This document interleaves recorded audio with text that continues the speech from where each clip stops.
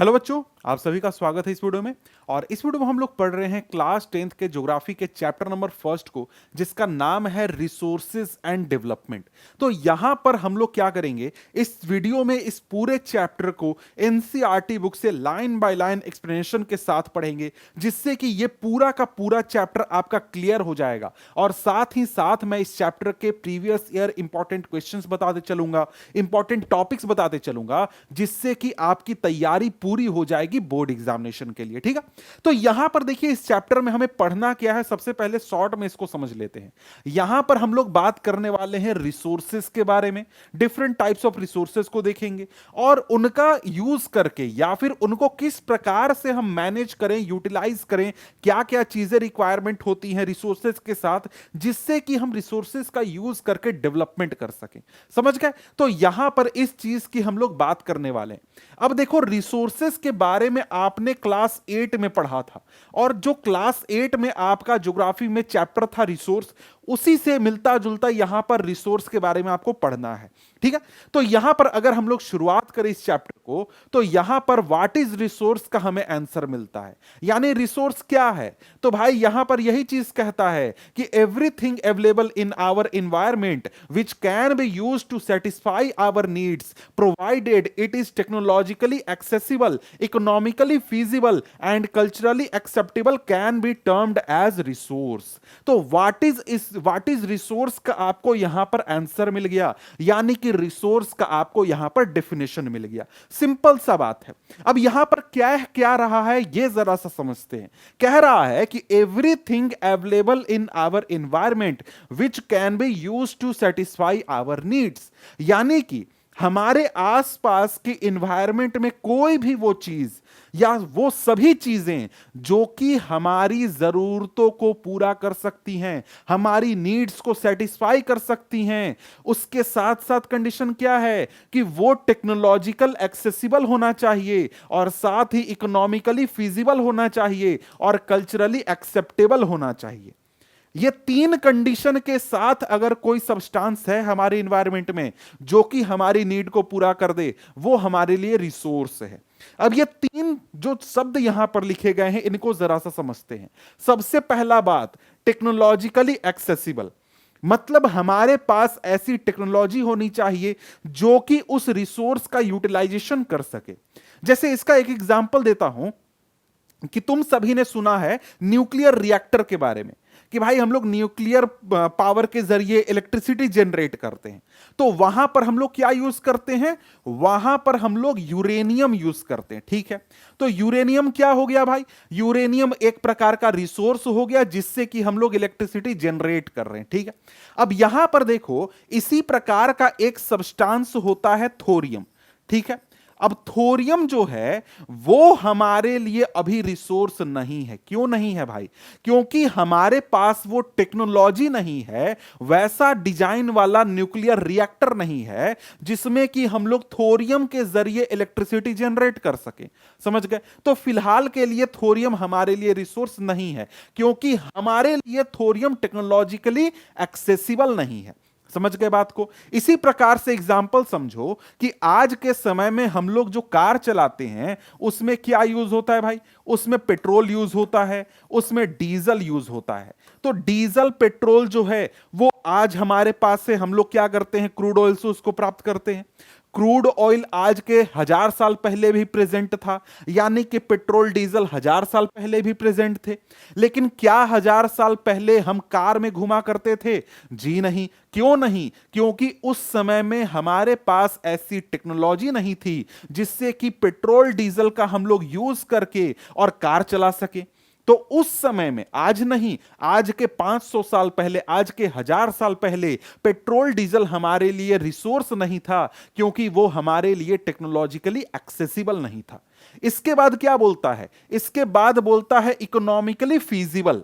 Economically feasible मतलब कि भाई हमारे लिए पैसे हिसाब से पॉसिबल होना चाहिए उसको यूटिलाइज करना। जैसे कि आप पेट्रोल डीजल जो है वो एक प्रकार से प्राप्त करते हो और उसका यूज करते हो। ठीक है भाई, अब यहां पर ये क्यों यूज कर रहे हो, बिकॉज आपके बजट में है। आप उसको यूटिलाइज कर सकते हो, समझ गए। अब मान लो हमारे पास पेट्रोल डीजल हो हमारी धरती के अंदर, हम लोग उसको निकाल भी सकते हैं, लेकिन 1 लीटर पेट्रोल निकालने का खर्चा अगर 1 लाख रुपया हो जाएगा, और 1 लाख रुपया में 1 लीटर पेट्रोल अगर मिलेगा, तो क्या उसका यूज हम करेंगे कार चलाने के लिए या बाइक चलाने के लिए? जी नहीं। हम क्या करेंगे, हम फिर दूसरे तरीके अपनाएंगे, जैसे इलेक्ट्रिक व्हीकल यूज करेंगे या सीएनजी वगैरह व्हीकल यूज करेंगे या कोई और मीडियम यूज करेंगे। उस समय में हमारे पास जो पेट्रोल होगा वो हमारे लिए रिसोर्स नहीं होगा, क्योंकि वो हमारे लिए इकोनॉमिकली एक्सेसिबल नहीं होगा। जितना पैसा हम लोग खर्चा कर रहे हैं, जितना कीमत का वो पेट्रोल है, उतना वो काम नहीं हमारे आएगा, समझ गए। इसी प्रकार से मान लो कोयला हम लोग निकालते हैं, और 1 किलो कोयला निकालने में आपको 10 लाख रुपया खर्चा हो जाता है, तो 10 लाख रुपया का 1 किलो अगर कोयला मिलेगा, तो उससे जब तुम किसी भी प्रकार का कोई या तो चूल्हा जलाओगे या फिर पावर प्लांट में यूज करोगे इलेक्ट्रिसिटी जनरेट करने के लिए, तो उतना फिजिबल नहीं है। तो वही बात है कि भाई इकोनॉमिकली फिजिबल होना चाहिए। और तीसरा, कल्चरली एक्सेप्टेबल। इसका क्या मतलब हुआ? इसका मतलब कि हमारा समाज उसको रिसोर्स के रूप में तैयार करने, एक्सेप्ट करने के लिए तैयार रहे। इसका एग्जाम्पल देखो, आज के समय में तुम देख रहे हो कि हमारी दुनिया में जो सारे देश हैं वो सभी चाहते हैं कि क्या हो, इलेक्ट्रिक व्हीकल चलाया जाए, इलेक्ट्रिक व्हीकल यूज करे। हम इंडिया में भी देख रहे हैं कि सरकार भी प्रमोट कर रही है कि इलेक्ट्रिक व्हीकल ज्यादा यूज किया जाए। जो गाड़ियां हैं वो पहले BS4 हुआ करती थी, फिर नया नियम लगा करके BS6 लगा दिया गया, और कुछ सालों में BS7 व्हीकल्स चला करेंगे। ये सब क्या हो रहा है? ये सब हो रहा है कि हमारा जो सोसाइटी है वो कल्चरली अब पेट्रोल डीजल को एक्सेप्ट नहीं कर रहा है। हमारे सोसाइटी में पॉल्यूशन बहुत ज्यादा हो रहा है। इस वजह से हम चाहते हैं कि जो गाड़ियां पॉल्यूशन करती हैं या जो चीजें पॉल्यूशन करती हैं उसको समाज में यूज न किया जाए। इसलिए हम लोग क्या देख रहे हैं, आज के समय में हम लोग इलेक्ट्रिक व्हीकल देख रहे हैं, क्योंकि वो पॉल्यूशन नहीं क्रिएट करते हैं, और इलेक्ट्रिक व्हीकल को सरकार, समाज, सभी लोग बढ़ावा दे रहे हैं, समझ गए। तो ये हो गया एक एग्जांपल कल्चरली एक्सेप्टेबल का, ठीक है। अब यहां पर इसके बाद अगर हम लोग आगे बढ़ते हैं तो आगे यहां पर क्या बोलता है? बोलता है कि the process of transformation of things available in our environment involves an interactive relationship between the nature, technology and institutions. मतलब यह कह रहा है कि देखो, हमारे नेचर में बहुत सारी चीजें अवेलेबल हैं। अब किसी भी चीज को जो कि हमारे नेचर में अवेलेबल है उसको एज अ रिसोर्स यूज करने के लिए या फिर उसको रिसोर्स में ट्रांसफॉर्म करने के लिए हमें क्या चाहिए होता है? हमें 3 चीजों का इंटरैक्टिव रिलेशनशिप चाहिए होता है। मतलब सबसे पहला नेचर, दूसरा टेक्नोलॉजी, और तीसरा इंस्टीट्यूशन। मतलब कि कोई भी सब्सटेंस है वो कहां से मिला? हमें नेचर से मिला। जैसे कि हमको पेट्रोल डीजल कहां से मिल रहा है? नेचर से मिल रहा है। दूसरा, हमारे पास टेक्नोलॉजी है, तभी तो हम लोग क्रूड ऑयल से पेट्रोल डीजल प्राप्त करते हैं और फिर उसको कार में डाल करके, इंजन में बर्न करके और फिर कार चलाते हैं, ठीक है। तो टेक्नोलॉजी दूसरी चीज होनी चाहिए। और तीसरा, हमारे पास इंस्टीट्यूशंस होने चाहिए जो कि ये चीज पॉसिबल करने पाए। मतलब कि ऐसी कंपनियां हो जो कि कार बनाएं, यानी वो टेक्नोलॉजी बनाएं, वैसे लोग हो जो कि इसमें काम करने के लिए तैयार हो। मतलब एक पूरा इंस्टीट्यूशन होना चाहिए। ये तीनों चीजें होंगी तभी कोई भी सब्सटेंस जो कि हमारे नेचर में होगा वो रिसोर्स में ट्रांसफॉर्म होने पाएगा, रिसोर्स में कन्वर्ट होने पाएगा, ठीक है। कहता है कि human beings interact with nature through technology and create institution to accelerate their economic development। वही बात है जो मैंने आपको समझाया कि जो ह्यूमन बीइंग्स होते हैं, जो लोग होते हैं, वो टेक्नोलॉजी का यूज करके क्या करते हैं? नेचर से इंटरेक्ट करते हैं। मतलब कि हमारे पास टेक्नोलॉजी है, उसका मदद से क्रूड ऑयल निकाला, उसको हमने प्यूरिफाई करके पेट्रोल डीजल प्राप्त कर लिया टेक्नोलॉजी का यूज करके। इसके साथ साथ लोग ही क्या करते हैं? इंस्टीट्यूशन क्रिएट करते हैं ताकि जो समाज है, देश है, उनका इकोनॉमिक डेवलपमेंट हो सके, हम अपना सोसाइटी को ज्यादा से ज्यादा डेवलप कर सके। आगे यहां पर कहता है कि do you think that resources are free gift of nature as is assumed by many. मतलब सवाल पूछ रहा है आपसे कि क्या आपको ऐसा लगता है कि जो रिसोर्स हम लोग यूटिलाइज करते हैं, जो रिसोर्स हम लोग यूज करते हैं, क्या वो हमें फ्री गिफ्ट के रूप में मिला है कि भाई लो ले जाओ जो करना है करो, इस प्रकार से हमें नेचर ने दिया है? जी नहीं, ऐसी बात नहीं है। यही चीज कहता है कि दे आर नॉट, यानी कि रिसोर्स जो हैं वो फ्री गिफ्ट नहीं है। कहता है कि resources are a function of human activities, human beings themselves are essential component of resources. Human beings जो है वो खुद में एक प्रकार के रिसोर्स हैं, क्योंकि वो खुद भी एक प्रकार से काम करते हैं या फिर कुछ चीजों को, बहुत चीजों को पॉसिबल बनाते हैं। ठीक है, अब यहां पर आगे देखें तो कहता है they transform material available in our environment into resources and use them. यही ह्यूमन बींग्स के बारे में बात बोलता है।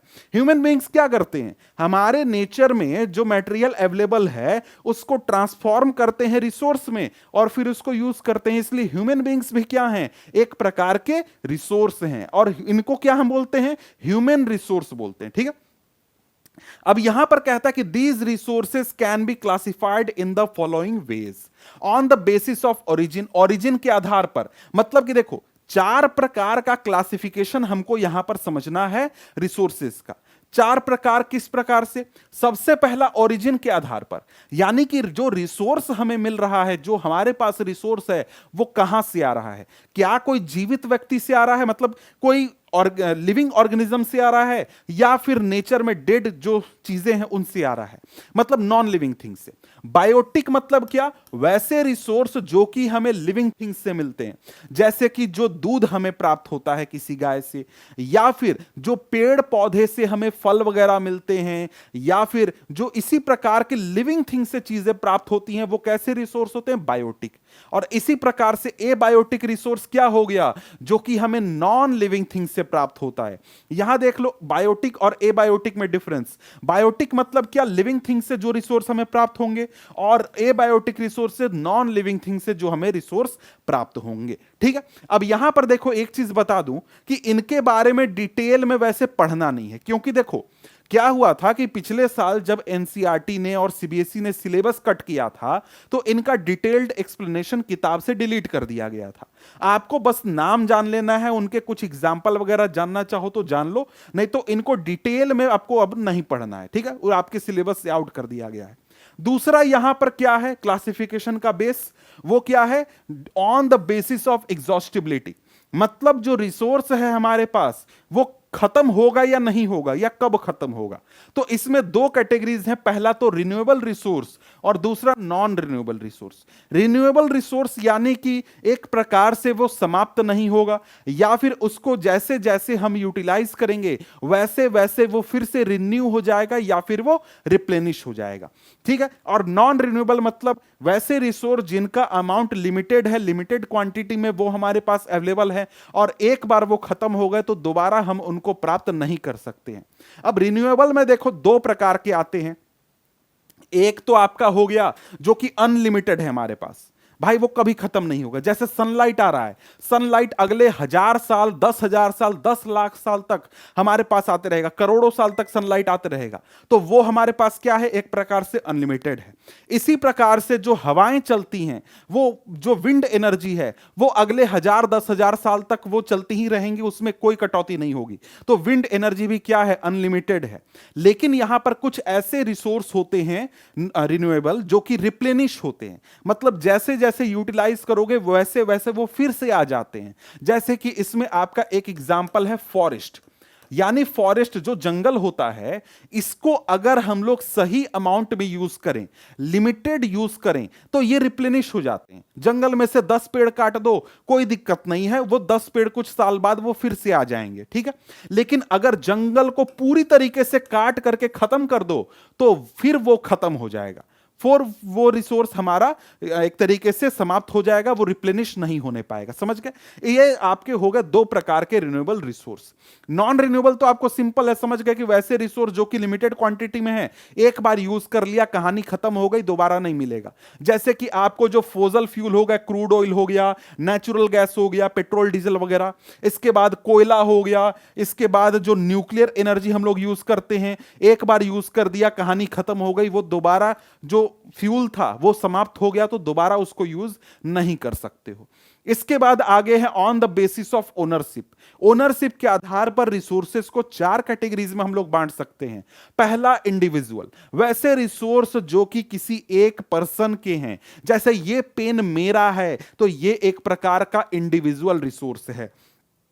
फिर आता है कम्युनिटी रिसोर्स। कम्युनिटी रिसोर्स में क्या आएगा भाई, आपके मोहल्ले का जो या फिर आपके शहर का जो पार्क है वो किसका है, आपके शहर का है, आपके मोहल्ले का है, वो एक प्रकार का कम्युनिटी रिसोर्स होता है। इसी प्रकार से आपके घर के आसपास जो ऐसे स्पॉट हैं जहां पर लोग घूमने जाते हैं, बैठते हैं, ये सारे जो प्लेसेस होते हैं ये आपके कम्युनिटी रिसोर्स में आते हैं। और नेशनल रिसोर्स में क्या होगा, वैसे रिसोर्स जो कि गवर्नमेंट के कंट्रोल में है, जैसे कि आपका जो रोड आपके घर के बाहर है वो क्या है, एक प्रकार का नेशनल रिसोर्स है। इसको इस तरीके से भी देख सकते हो कि आपके देश में जो भी रिसोर्स है एक प्रकार से नेशनल रिसोर्स है, क्योंकि सरकार अगर चाहे तो अपनी जरूरत के लिए या फिर अपने देश की भलाई के लिए सारे रिसोर्सेस का यूटिलाइजेशन कर सकती है। ठीक है।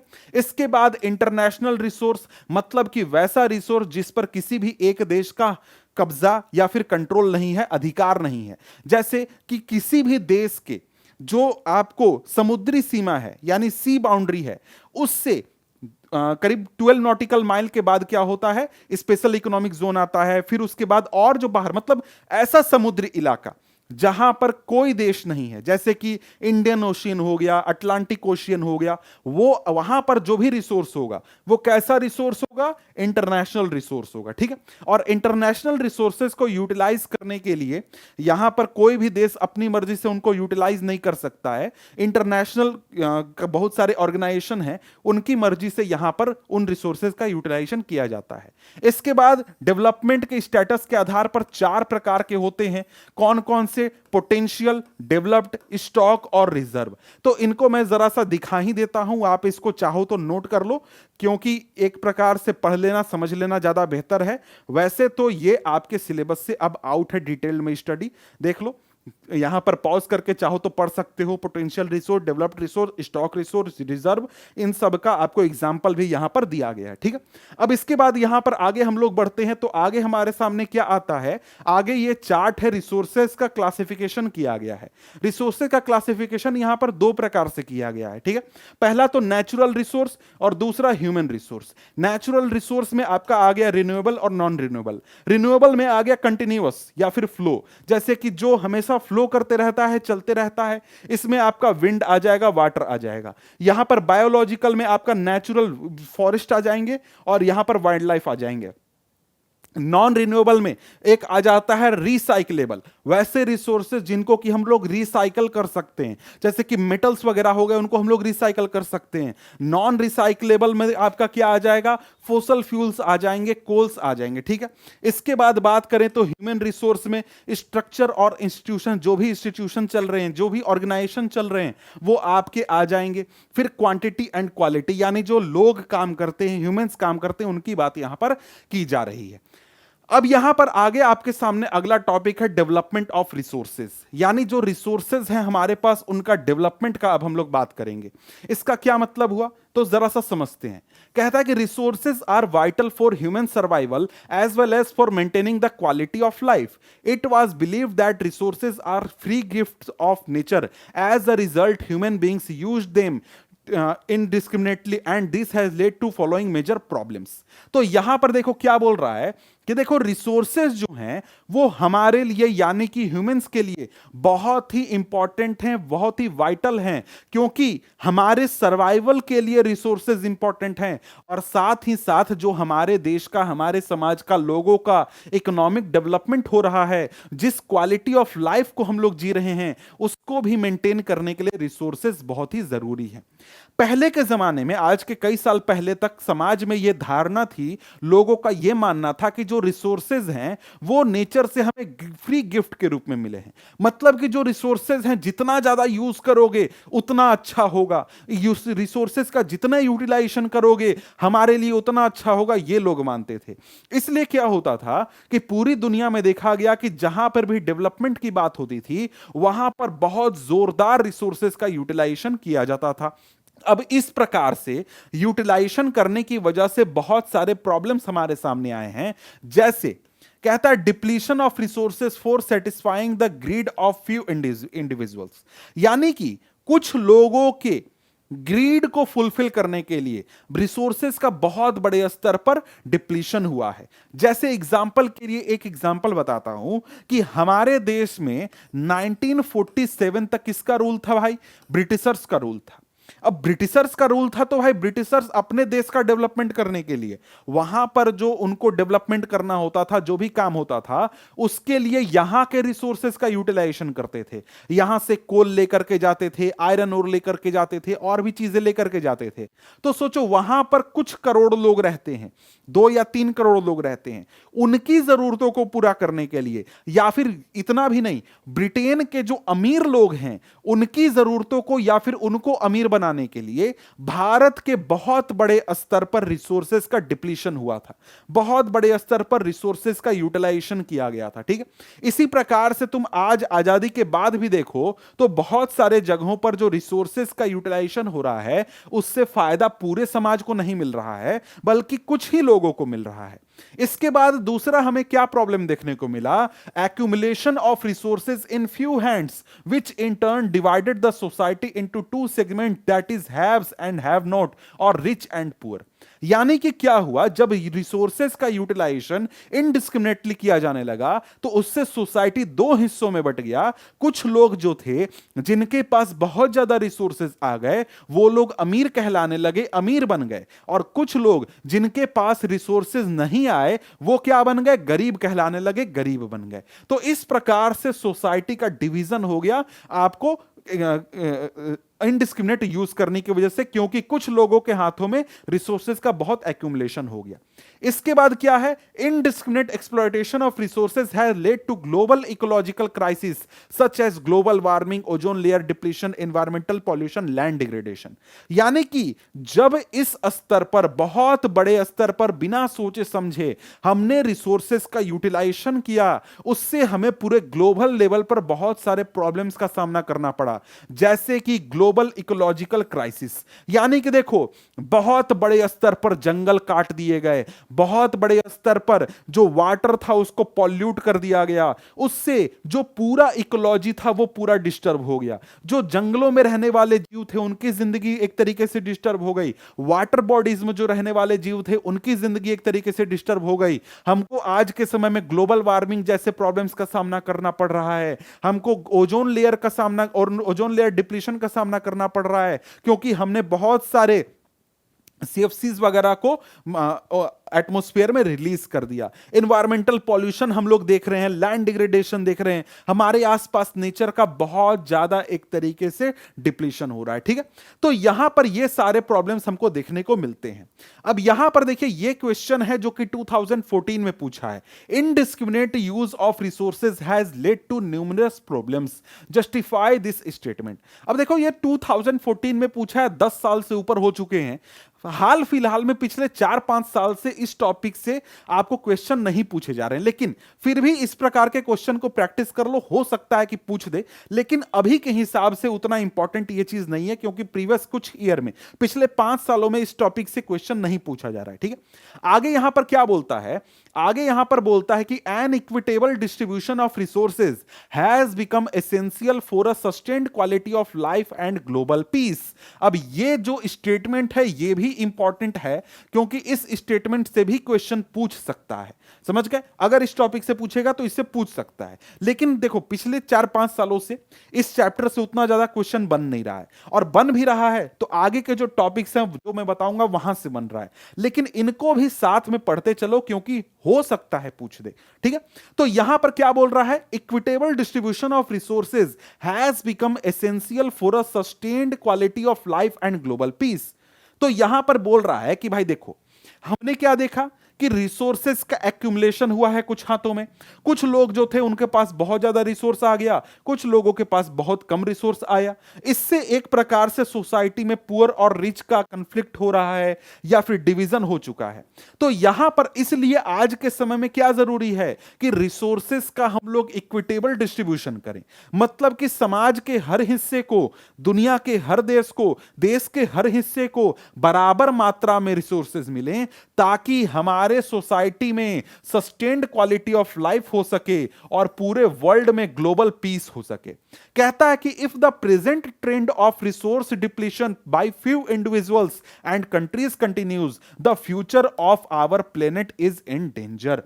आज जिस प्रकार से दुनिया के कुछ देश रिसोर्सेस का यूटिलाइजेशन कर रहे हैं और कुछ अमीर लोग या कुछ पावरफुल लोग जिस प्रकार से रिसोर्सेस पर कंट्रोल करके बैठे हुए हैं, उससे हमारे प्लेनेट का, पूरे अर्थ का फ्यूचर जो है वो हमें डेंजर में दिखता है। ठीक है, कहता है कि therefore resource planning is essential for sustainable existence of all forms of life. Sustainable existence is a component of sustainable development. और इसलिए क्योंकि हमारे समाज में इस प्रकार के प्रॉब्लम्स हैं कि रिसोर्सेज जो हैं उनका फ्यू हैंड्स में एक्यूमुलेशन हो रहा है, रिसोर्सेज जो हैं उनका डिप्लीशन हो रहा है और रिसोर्सेज का इनडिस्क्रिमिनेट यूज हो रहा है, तो इन चीजों को, इन प्रॉब्लम्स को रोकने के लिए हमारे लिए जरूरी हो जाता है कि हम लोग क्या करें, रिसोर्स प्लानिंग करें, ताकि हम लोग जो हैं अपने वर्ल्ड में सस्टेनेबल एग्जिस्टेंस बना करके रख सकें और सस्टेनेबल डेवलपमेंट करें। अब ये सस्टेनेबल डेवलपमेंट क्या है ये जरा सा समझते हैं।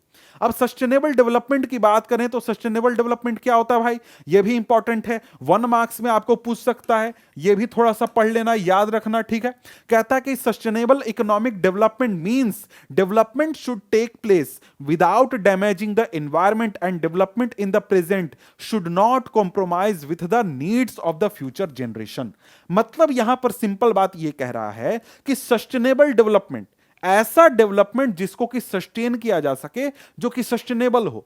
इसका मतलब यह हुआ कि हम लोग इस प्रकार से इकोनॉमिक डेवलपमेंट करें जिसमें कि हम लोग एनवायरमेंट को नुकसान कम से कम पहुंचाएं। हम लोग जो हैं आज के समय में ऐसा डेवलपमेंट करें जिससे कि हमारे फ्यूचर के ऊपर खतरा ना हो। मतलब जैसे एग्जांपल के लिए आज हम लोग क्या करते हैं, पूरा एकदम पेट्रोल डीजल का गाड़ी चला देते हैं, दुनिया का सारा पेट्रोल सारा डीजल हम लोग 10-20 साल में खत्म कर देते हैं। और हम लोग क्या करते हैं, हम लोग एक तरीके से पूरे एनवायरनमेंट को पॉल्यूट कर देते हैं, सारे वाटर बॉडीज को पॉल्यूट कर देते हैं, ओजोन लेयर को डिप्लीट कर देते हैं, सब खत्म कर देते हैं। तो क्या होगा, 20 साल बाद हमारा जो अर्थ होगा वो रहने लायक नहीं होगा, यहां के लोगों को बहुत सारे हेल्थ कंडीशन होंगे। तो क्या इस प्रकार का डेवलपमेंट हमारा सस्टेनेबल डेवलपमेंट हुआ? जी नहीं। सस्टेनेबल डेवलपमेंट का सिंपल एग्जांपल ये हुआ कि हम लोग जो हैं एनवायरनमेंट को साफ करके रखें, हम लोग जो हैं वाटर बॉडीज को क्लीन रखें, हम लोग जो हैं जो रिसोर्सेज हैं उनको कंजर्व करके चलें, ताकि आज हमारा जरूरत भी पूरा हो जाए और 20 साल बाद जो लोग आए, 100 साल बाद जो लोग आए, उनको अगर जरूरत पड़े इन रिसोर्सेस की, तो उनके लिए भी ये रिसोर्सेस अवेलेबल हों, उनके लिए भी ये रिसोर्स मौजूद हों और उनको वो यूज कर सकें। समझ गए? अब यहां पर देखो क्या है, जब इसी प्रकार की प्रॉब्लम्स यहां पर देखा जाने लगा कि एनवायरनमेंट में बहुत प्रॉब्लम्स हो रहे हैं रिसोर्सेज के यूज की या फिर यूटिलाइजेशन की वजह से, तो इसके लिए एक समिट बुलाया गया जिसको बोला गया रियो डी जेनेरियो अर्थ समिट 1992। यहां पर करीब 100 से ज्यादा देशों के हेड आकर के जमा हुए थे, एक जगह पर मिले थे और यहां पर इन्होंने एक तरीके से टारगेट अपना बनाया था, अपना गोल बनाया था कि भाई दुनिया के सभी देश जो हैं वो क्या करेंगे, दुनिया के सभी देश एक तरीके से सस्टेनेबल डेवलपमेंट की ओर काम करेंगे, जिससे कि हमारा जो क्लाइमेट चेंज हो रहा है या फिर हम लोगों के जो वर्ल्ड में क्राइसिस आ रहा है हमारे एनवायरनमेंट को लेकर के, इस तरीके के प्रॉब्लम्स जो आ रहे हैं, इसको डील किया जा सके। तो यहां पर इन्होंने जो एजेंडा सेट किया था इसको बोला गया था एजेंडा 21। इसमें क्या किया गया था, इसमें यहां पर यह तय किया गया था कि ग्लोबल सस्टेनेबल डेवलपमेंट अचीव किया जाएगा। जाएगा। मतलब कि पूरी दुनिया के लेवल पर सस्टेनेबल डेवलपमेंट हम लोग अचीव करेंगे। इसके लिए क्या करना होगा? तो इसके लिए करना यह होगा कि हम लोग एनवायरमेंटल डैमेज को रोकेंगे, पॉवर्टी को खत्म करेंगे, डिजीज को खत्म करेंगे, और इसके लिए सभी देश आपस में मिलकर के काम करेंगे।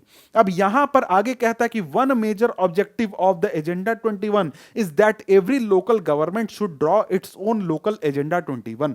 मतलब कि एक एजेंडा 21 बनाया गया पूरे वर्ल्ड के लिए, जिसको सभी देश फॉलो करेंगे। और इसका एक और गोल यह था कि जितने भी देश इसमें शामिल हैं, सभी देश अपने देश के अंदर इकोनॉमिक डेवलपमेंट को सस्टेनेबल बनाने के लिए अपना लोकल एजेंडा 21 बनाएंगे। और यही क्वेश्चन यहां पर पूछ सकता है। 2017 में यह क्वेश्चन पूछा है, what is agenda 21, list it's principles, to principles. ठीक है, दो प्रिंसिपल में एक तो सिंपल लिख दोगे कि भैया आपको लोकल एजेंडा 21 बनाना है, और एक लिख दोगे कि यहां पर environmental damage, poverty, disease through global cooperation, इसके ये सब करके हम लोग क्या करेंगे, खत्म करेंगे। ठीक है, ये लिख दोगे। अब इसके बाद आगे बढ़ते हैं, तो आगे हमारे सामने आ जाता है अगला टॉपिक। अगला टॉपिक क्या है? Resource planning. कहता है कि planning is the widely accepted strategy for judicious use of resources. It has importance in a country like India which has enormous diversity in the availability of resources. कहता है कि देखो, किसी भी चीज को अगर हम लोगों को सही तरीके से यूज करना है तो उसके लिए प्लानिंग जरूरी होता है। और यहां पर अगर हम लोग रिसोर्स की बात करें तो रिसोर्सेस का भी अगर हम लोगों को जुडिशियस यूज करना है, यानी सोच समझकर सही तरीके से यूज करना है, तो उसके लिए प्लानिंग बहुत ही इंपॉर्टेंट है। और प्लानिंग, रिसोर्स प्लानिंग जो है, इंडिया में और भी ज्यादा इंपॉर्टेंट हो जाता है, क्योंकि यहां पर डाइवर्सिटी हमको बहुत देखने को मिलती है। किस मामले में? सोसाइटी के मामले में? जी नहीं, रिसोर्सेज के अवेलेबिलिटी के मामले में। ठीक है, कहता है कि there are regions which are rich in certain types of resources but are deficient in some other. यही बात है कि यहां पर हमारे देश में क्या है, डाइवर्सिटी है रिसोर्सेस के मामले में। यानी कुछ ऐसे इलाके हैं जहां पर कुछ खास रिसोर्स पाए जाते हैं, बाकी दूसरे रिसोर्स नहीं मिलते। दूसरे इलाके में दूसरे रिसोर्स मिलते हैं तो तीसरे नहीं मिलते। यही बात यहां पर कह रहा है। कहता है कि there are some regions which can be considered self sufficient in terms of availability of resources and there are some regions which have acute shortage of some vital resources. यानी यही बात है कि कुछ इलाके ऐसे हैं जहां पर कुछ रिसोर्सेज की मात्रा सेल्फ सफिशिएंट के लायक है, मतलब कि अपनी जरूरतों को पूरा कर सकते हैं। लेकिन कुछ इलाके ऐसे हैं जहां पर रिसोर्सेज की भारी किल्लत है। जैसे एग्जांपल के लिए बताता है कि अगर आप झारखंड को देखो, छत्तीसगढ़ को देखो, मध्य प्रदेश को देखो, तो यहां पर आपको बहुत ज्यादा मिनरल्स और कोल डिपॉजिट्स देखने को मिलेंगे। तो यहां पर क्या है भाई, कोल डिपॉजिट बहुत ज्यादा है, लेकिन यहां पर इकोनॉमिक डेवलपमेंट उतना नहीं है। इसी प्रकार से अगर आप देखो तो अरुणाचल प्रदेश में आपको वाटर रिसोर्स बहुत ज्यादा मिलेगा, लेकिन यहां पर अगर आप लोग इंफ्रास्ट्रक्चर डेवलपमेंट देखो तो बहुत ही कम है। इसी प्रकार से आगे कहता है कि the state of Rajasthan is very well endured with solar and wind energy but lakhs in water resources. Rajasthan में सोलर एनर्जी, विंड एनर्जी की पॉसिबिलिटी बहुत ज्यादा है, लेकिन यहां पर वाटर रिसोर्सेज बहुत ही कम क्वांटिटी में अवेलेबल है। आगे कहता है कि the cold desert of Ladakh is relatively isolated from the rest of country. It has very rich cultural heritage but it is deficient in water infrastructure and some vital minerals। तो यही बात है कि देश के, हमारे देश के जो अलग अलग रीजन्स हैं, वहां पर आपको कुछ खास रिसोर्सेज एबंडेंट मात्रा में मिलते हैं, लेकिन बाकी के जो रिसोर्सेज हैं उस मामले में काफी हमको डेफिशिएंसी देखने को मिलती है। इसीलिए हमारे देश में प्लानिंग, रिसोर्स प्लानिंग हर लेवल पर जरूरी है। नेशनल लेवल पर, स्टेट लेवल पर, रीजनल लेवल पर, लोकल लेवल पर, हर लेवल पर रिसोर्स प्लानिंग जरूरी है, ताकि रिसोर्सेज का हम लोग जुडिशियस यूज कर सके। यहां देखो 2017 में ही ये क्वेश्चन पूछा गया है, 3 मार्क्स का क्वेश्चन पूछा गया है। Why is it essential to have resource planning, explain any 3 reasons. ठीक है, 3 रीजंस हैं, आप आसानी से बता सकते हो जितना अभी तक हमने पढ़ा उसके हिसाब से। आगे यहां पर क्या बोलता है, resource planning in India. India में रिसोर्स प्लानिंग कैसे किया जाता है भाई? तो यहां पर कहता है कि resource planning is a complex process which involves. India के हिसाब से हम लोग बात कर रहे हैं। सबसे पहला स्टेप क्या है रिसोर्स प्लानिंग का? कहता है identification and inventory of resources across the region of the country. तो यहां पर सबसे पहले क्या करना है कि हमारे देश के अलग अलग रीजन्स में जितने भी हमारे रिसोर्सेज अवेलेबल हैं उनको आइडेंटिफाई करना और उनका इन्वेंट्री तैयार करना। मतलब कि भाई कहां पे कौन सा रिसोर्स मिलेगा, कितना क्वांटिटी में मिलेगा, ये सब डाटा कलेक्ट करना। इसके लिए क्या करना होगा, सर्वे करना होगा, मैपिंग करना होगा, क्वालिटेटिव और क्वांटिटेटिव एस्टिमेट लगाना होगा और रिसोर्सेज का मेजरमेंट करना होगा कि भाई कहां पर कौन सा रिसोर्स है, किस क्वालिटी का है, कितनी क्वांटिटी में है, कितना अवेलेबल है, सब चीज डाटा हमारे पास होना चाहिए। इसके बाद दूसरा स्टेप हम लोग क्या करेंगे, दूसरा स्टेप है evolving a planning structure endured with appropriate technology skill and institutional setup for implementing resource development plans. दूसरा हम लोग क्या करेंगे, प्लान तैयार करेंगे। ऐसा प्लान तैयार करेंगे जिसमें हमको एकदम पता हो कि ये जो रिसोर्स है इसके लिए कौन सा टेक्नोलॉजी हमें यूज करना है, कैसे स्किल और कैसे इंस्टीट्यूशनल सेटअप की जरूरत होगी ताकि हम इस रिसोर्स का डेवलपमेंट कर सकें। इसके बाद यहां पर थर्ड पॉइंट क्या बोलता है, matching the resource development plan with overall national development plans. यानी कि जो जिस रिसोर्स की हम लोग बात कर रहे हैं उस रिसोर्स को और हमारे देश का जो नेशनल डेवलपमेंट प्लान है इन दोनों को एक साथ मिला करके चलाना। मतलब कि हम लोगों को रिसोर्स को इस प्रकार से यूज करना है कि नेशनल डेवलपमेंट के हिसाब से वो हो। जैसे कि नेशनल डेवलपमेंट में जैसे एग्जांपल देता हूं कि हमारे देश की सरकार देख रही है कि भाई गाड़ियों से बहुत ज्यादा पॉल्यूशन हो रहा है और इस वजह से हम लोग जो हैं अब क्या करेंगे, पेट्रोल और साथ में डीजल का यूटिलाइजेशन कम करेंगे।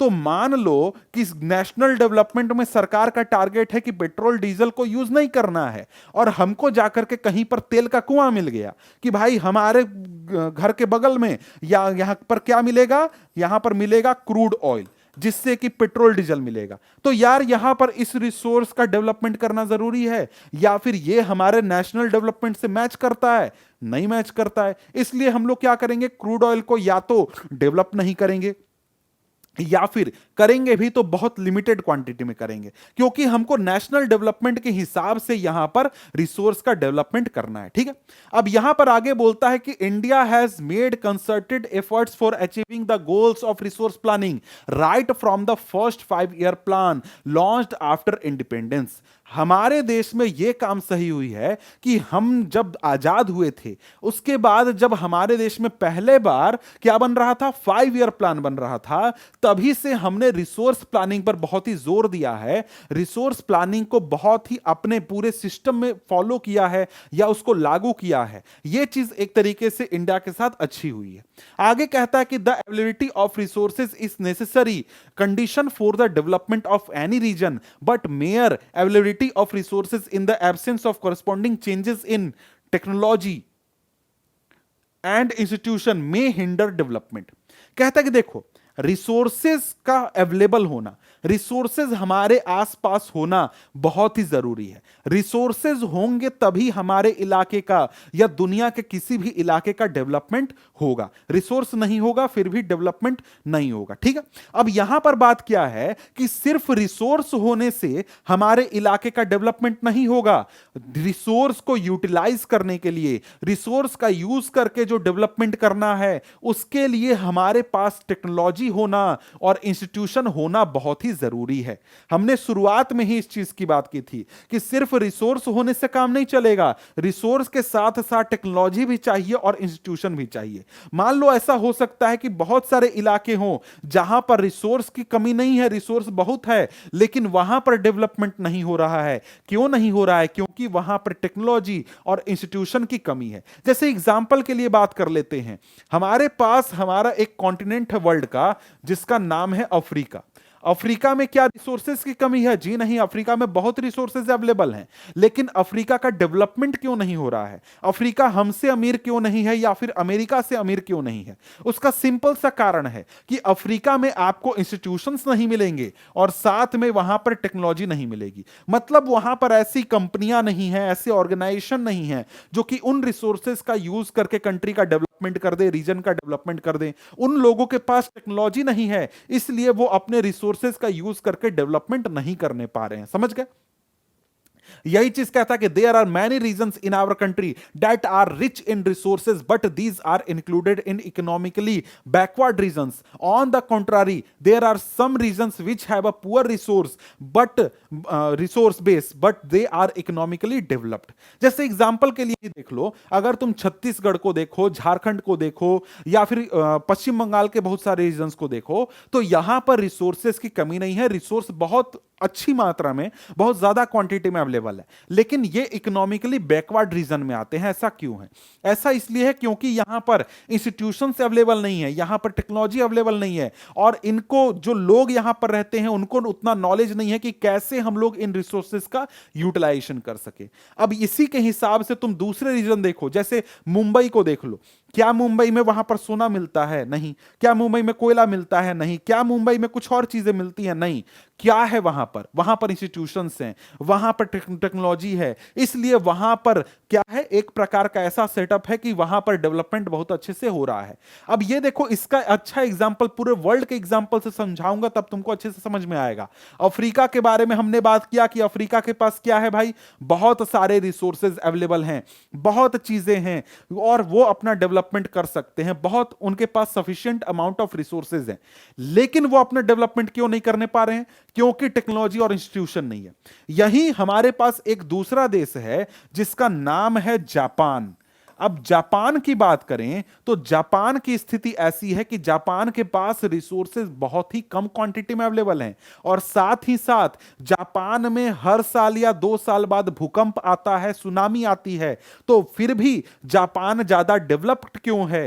क्योंकि यहां पर क्या है भाई, यहां पर टेक्नोलॉजी है, इंस्टीट्यूशंस हैं, और इनकी मदद से जापान जो है वो अपने आप को डेवलप कर चुका है, बहुत ही आगे बढ़ चुका है। तो यहां पर रिसोर्सेज का होना जरूरी है किसी भी रीजन को डेवलप करने के लिए, लेकिन रिसोर्सेज के साथ साथ टेक्नोलॉजी और इंस्टीट्यूशन का भी होना जरूरी है।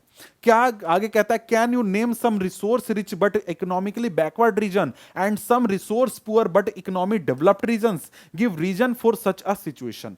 तो ये आप खुद से कुछ एग्जांपल देख सकते हो कि इंडिया में ही या फिर पूरे वर्ल्ड में कौन सा रीजन ऐसा है जो कि अमीर है, मतलब रिसोर्स बहुत है लेकिन वो इकोनॉमिकली बैकवर्ड है, और कुछ ऐसा रीजन है जहां पर रिसोर्स तो कम है लेकिन वो बहुत ही डेवलप्ड रीजन है। ठीक है, आगे कहता है कि the history of colonisation reveals that rich resources in colonies were the main attraction for the foreign invaders. यानी कि जो विदेशी लोग आए थे हमारे देश को, जैसे अंग्रेज गुलाम बनाए थे, तो वो क्यों आए थे इंडिया में? क्योंकि उन्होंने देखा कि इंडिया में बहुत ज्यादा रिसोर्स अवेलेबल है। इसी प्रकार से दुनिया के जिन रीजन्स में रिसोर्स बहुत ज्यादा क्वांटिटी में अवेलेबल था, वहीं देशों पर, उन्हीं जगहों पर ये विदेशी लोग गए थे उन देशों को कब्जा करने के लिए। कहता कि it was primarily the higher level of technological development of the colonising countries that helped them to exploit resources of other regions and establish their supremacy over colonies.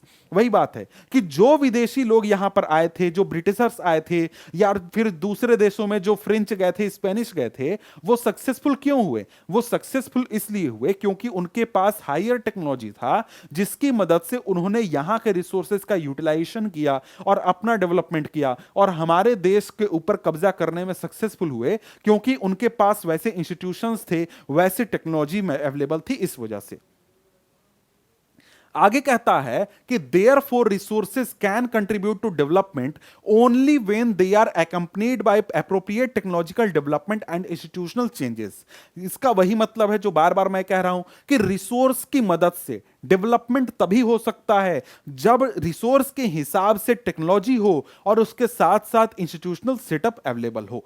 कहता है कि India has experienced all this in different phases of colonisation, therefore in India development in general and resource development in particular does not only involve the availability of resource but also the technology, quality of human resources and historical experience of the people। ठीक है, वही बात है जो कि मैं आपको समझा चुका हूं।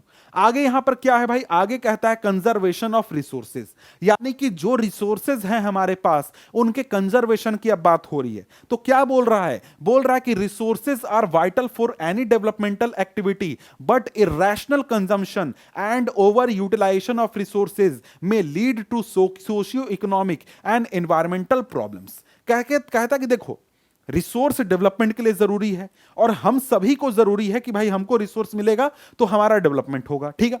लेकिन अगर हम लोग रिसोर्सेज का इर्रेशनल कंजम्पशन करते हैं या फिर ओवर यूटिलाइजेशन करते हैं, तो उससे सोसाइटी में एक सोशियो इकोनॉमिक कंफ्लिक्ट क्रिएट होगा या फिर एनवायरमेंटल प्रॉब्लम्स हमको देखने को मिलेंगे। समझ गए? यानी कि सोसाइटी का अगर एक हिस्सा के पास बहुत ज्यादा रिसोर्स होगा और वो ओवर यूटिलाइज करेंगे तो दूसरे हिस्से नाराज होंगे, या फिर सोसाइटी एज अ जनरल हम सब मिलकर के ओवर यूटिलाइजेशन करेंगे रिसोर्सेज का, तब भी हमको नेचर एक तरीके से पनिश करेगा, नेचर में हमको प्रॉब्लम्स देखने को मिलेंगे। कहता है कि to overcome this problems resource conservation at various level is important. इन प्रॉब्लम से बचने के लिए अलग अलग लेवल पर रिसोर्स कंजर्वेशन जरूरी है। कहता है कि this has been main concern of leaders and thinkers in the past. For example, Gandhi ji was very apt in voicing his concern about resource conservation in these words. यहां पर यही चीज कहता है कि जो पहले के लोग थे, महान लोग थे, वो रिसोर्स कंजर्वेशन पर बहुत ज्यादा जोर देते थे। जैसे एग्जांपल में गांधी जी हैं, वो कहा करते थे there is enough for everybody's need, not for anybody's greed. मतलब कि हमारे पास जो रिसोर्स हैं वो सभी लोगों की जरूरतों को पर्याप्त करने के लिए काफी हैं। जितना सब लोगों को जरूरत है उस हिसाब से रिसोर्स हमारे पास बहुत अच्छी क्वांटिटी में अवेलेबल है। लेकिन अगर किसी की ग्रीड है तो उस ग्रीड को फुलफिल करने के लिए हमारे पास रिसोर्सेज अवेलेबल नहीं है। मतलब कि अगर मैं सोचूं कि मुझे जितना जरूरत है उतना मुझे रिसोर्स मिले, तो भाई उतनी क्वांटिटी में हमारे नेचर में रिसोर्स अवेलेबल है, मुझे मिल जाएगा। लेकिन मैं सोचूं कि नहीं यार, जितना रिसोर्स हो सके सब जमा कर लेते हैं, सब पॉकेट में रख लेते हैं, तब उतनी क्वांटिटी में तो भाई रिसोर्स अवेलेबल नहीं है दुनिया में। समझ गए? कहता है कि he placed the greedy and selfish individuals and exploitative nature of modern technology as a root cause for resource depletion at the global level. उन्होंने कहा कि आज के समय में, मतलब मॉडर्न जमाने में जो रिसोर्स डिप्लीशन हो रहा है उसका कारण ही यही है कि दुनिया में ग्रीडी और सेल्फिश लोग हैं जो कि नेचर को एक्सप्लॉइट कर रहे हैं या फिर नेचर से रिसोर्सेज को प्राप्त कर रहे हैं अपनी जरूरतों को सिर्फ फुलफिल करने के लिए या फिर अपने ग्रीड को पूरा करने के लिए। इस वजह से हम लोग पूरी दुनिया के लेवल पर, वर्ल्ड के लेवल पर रिसोर्स का डिप्लीशन देख रहे हैं। कहता है he was against mass production and wanted to replace it with the production by the masses. वो चाहते थे कि जो बड़ी बड़ी फैक्ट्रियां चलती हैं जहां पर मास प्रोडक्शन होता है उसको एक प्रकार से बंद कर दिया जाए, क्योंकि उससे बहुत ज्यादा रिसोर्स यूटिलाइजेशन होता है या फिर ओवर यूटिलाइजेशन होता है, और उसकी जगह पर जो घर हैं या फिर जो लोग हैं उनके द्वारा रिसोर्स प्रोडक्शन यानी कि जो प्रोडक्शन होता है वो किया जाए। ठीक है, अब यहां पर आगे एक यहां से क्वेश्चन बनता है। कहता है कि international, at the international level the Club of Rome advocated resource conservation for the first time in more systematic way in 1968। तो सबसे पहले किस ऑर्गेनाइजेशन ने रिसोर्स कंजर्वेशन की बात की थी? क्लब ऑफ रोम ने बात की थी। इसके बाद 1974 में गांधीयन फिलॉसफी को श्यूमर के बुक में, स्मॉल इज ब्यूटीफुल बुक में प्रेजेंट किया गया था, लिखा गया था, यह भी ध्यान रखिएगा। ठीक है, इसके बाद और भी बातें हैं। ठीक है, तो यहां पर देखिए, तो यहां तक चीजें हो गई। अब हमारे पास आ गया अगला टॉपिक जो कि है लैंड रिसोर्स। हमने अभी तक क्या समझ लिया? रिसोर्स को समझ लिया, हमने रिसोर्स डेवलपमेंट को समझ लिया, कंजर्वेशन ऑफ रिसोर्सेज को समझ लिया। अब यहां पर वन टाइप ऑफ रिसोर्स की बात करेंगे जो कि है हमारा लैंड रिसोर्स। इसको जरा सा हम लोग समझते हैं। यहां पर कहता है कि we live on land, we perform our economic activities on land and we use it in different ways. This land is a natural resource of utmost importance. भाई हमारे लिए बहुत सारे जो नेचुरल रिसोर्स हैं उसमें से एक नेचुरल रिसोर्स है क्या? Land resource. अब लैंड रिसोर्स जो है वो बहुत ही इंपॉर्टेंट है हमारे लिए, क्योंकि हमारा जो सर्वाइवल होता है वो लैंड के ऊपर ही होता है। हमारी सारी इकोनॉमिक एक्टिविटीज ही लैंड पर होती हैं और इसको हम लोग अलग अलग तरीके से यूटिलाइज करते हैं। इसलिए लैंड हमारे लिए बहुत ही इंपॉर्टेंट हो जाता है। कहता है कि it supports natural vegetation, wild life, human life, economic activities, transport and communication system. तो भाई हमारी जिंदगी से जो भी चीजें जुड़ी हुई हैं, जो भी हमारे लिए जरूरी हैं, सभी चीजें कहां पॉसिबल हैं? लैंड के ऊपर ही पॉसिबल हैं। कहता है कि however land is an asset of a finite magnitude, therefore it is important to use the available land for various purposes with careful planning. हमारे पास जो लैंड अवेलेबल है वो लिमिटेड क्वांटिटी में अवेलेबल है, इसलिए जितना भी लैंड है उसको एक तरीके से बहुत सोच समझकर अच्छी तरीके से केयरफुल प्लानिंग से हमको यूज करना चाहिए। अब यहां पर इंडिया का लैंड डिस्ट्रीब्यूशन बता रहा है, कहता है कि India has land under a variety of relief features namely mountains, plateaus and plains and islands. India की अगर बात करें तो इंडिया का जो लैंड है उसका 43% हमारे पास है वो प्लेन के रूप में है। प्लेन के रूप में मतलब समतल भूमि, जैसे कि आप अगर यूपी बिहार में रहते हो प्लेन जमीन दिखती है जहां पर खेती होती है, उसकी बात की जा रही है। यहां पर हम लोग एग्रीकल्चर करते हैं, इंडस्ट्री चलाते हैं, ठीक है। इसके बाद हमारी दुनिया में मतलब हमारे इंडिया में 30% लैंड है वो किस फॉर्म में है, माउंटेन्स के फॉर्म में है, ठीक है। यहां पर हम लोग क्या करेंगे, यहां से हम लोगों को रिवर्स मिलते हैं, बहुत सारा टूरिज्म और इकोलॉजिकल हमारा डेवलपमेंट वगैरह होता है। इसके बाद हमारे कंट्री का 27% रीजन जो है वो प्लेटू रीजन है, और यहां पर बहुत सारे रिजर्व हैं, बहुत सारे मिनरल्स हैं, फोजल फ्यूल फॉरेस्ट वगैरह हमको कहां मिलेंगे, प्लेटू रीजन में मिलते हैं, ठीक है। तो इस प्रकार से हमारे इंडिया का लैंड डिवीजन है या फिर लैंड यूज है, ठीक है। यहां पर देखो ये चार्ट आपको दिख रहा है कि हमारे इंडिया में 43% लैंड किस चीज के लिए, प्लेन्स के लिए, 27% लैंड प्लेटू के लिए और 30% लैंड माउंटेन्स के रूप में है। ये हमारा लैंड का डिस्ट्रीब्यूशन है 3 फॉर्म्स में, ठीक है। इसके बाद कुछ पॉइंट्स में, कुछ परसेंटेज में हमारे पास जो लैंड है वो आइलैंड के फॉर्म में भी अवेलेबल है, ठीक है। अब यहां पर इसके बाद आगे बात करते हैं तो आगे हमारे सामने क्या आ जाता है, अगला टॉपिक जो कि इसी लैंड से जुड़ा हुआ है, और वो है लैंड यूटिलाइजेशन। मतलब कि जो लैंड हमारे पास है इसको हम लोग कैसे यूज करते हैं, ये चीज यहां पर हम लोग देखने वाले हैं। अब यहां पर देखें तो क्या कहता है कि land resources are used for following purposes. सबसे पहला फॉरेस्ट, यानी इंडिया में जो हमारे पास लैंड है वो अलग अलग पर्पस के लिए यूज होता है। सबसे पहला यूज क्या है भाई, फॉरेस्ट है। हमारे देश की जो जमीन है उस पर जंगल है, ठीक है।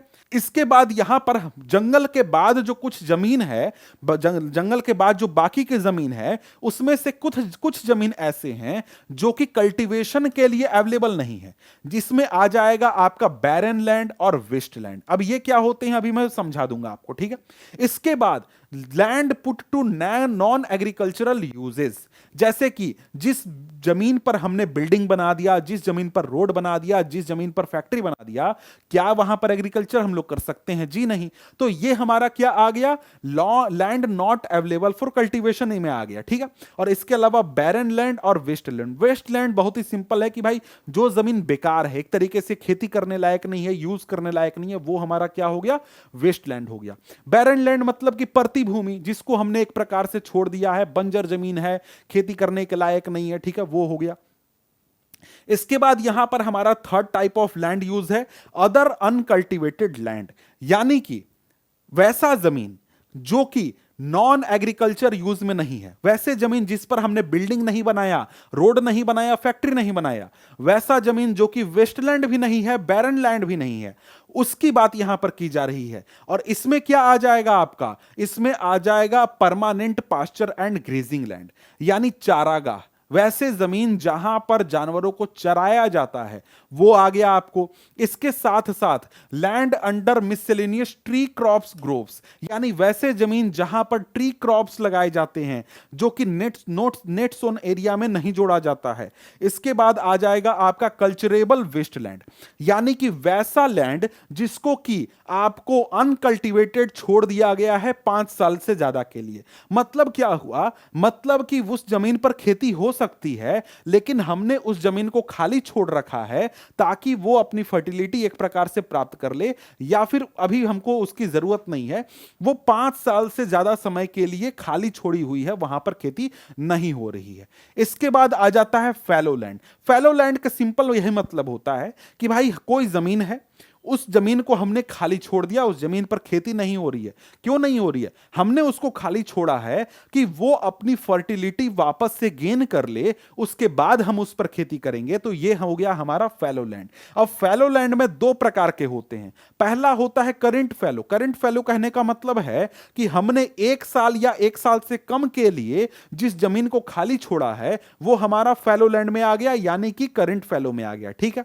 अब इसके बाद हमने 1 साल से 5 साल तक जिस जमीन को खाली छोड़ा है उस पर हम खेती नहीं कर रहे हैं, उसको हम लोग क्या बोलेंगे, अदर देन करंट फैलो। ठीक है, फैलो लैंड में करंट फैलो, 1 साल के अंदर हमने खाली छोड़ा है, खेती नहीं कर रहे हैं, वो करंट फैलो हो गया।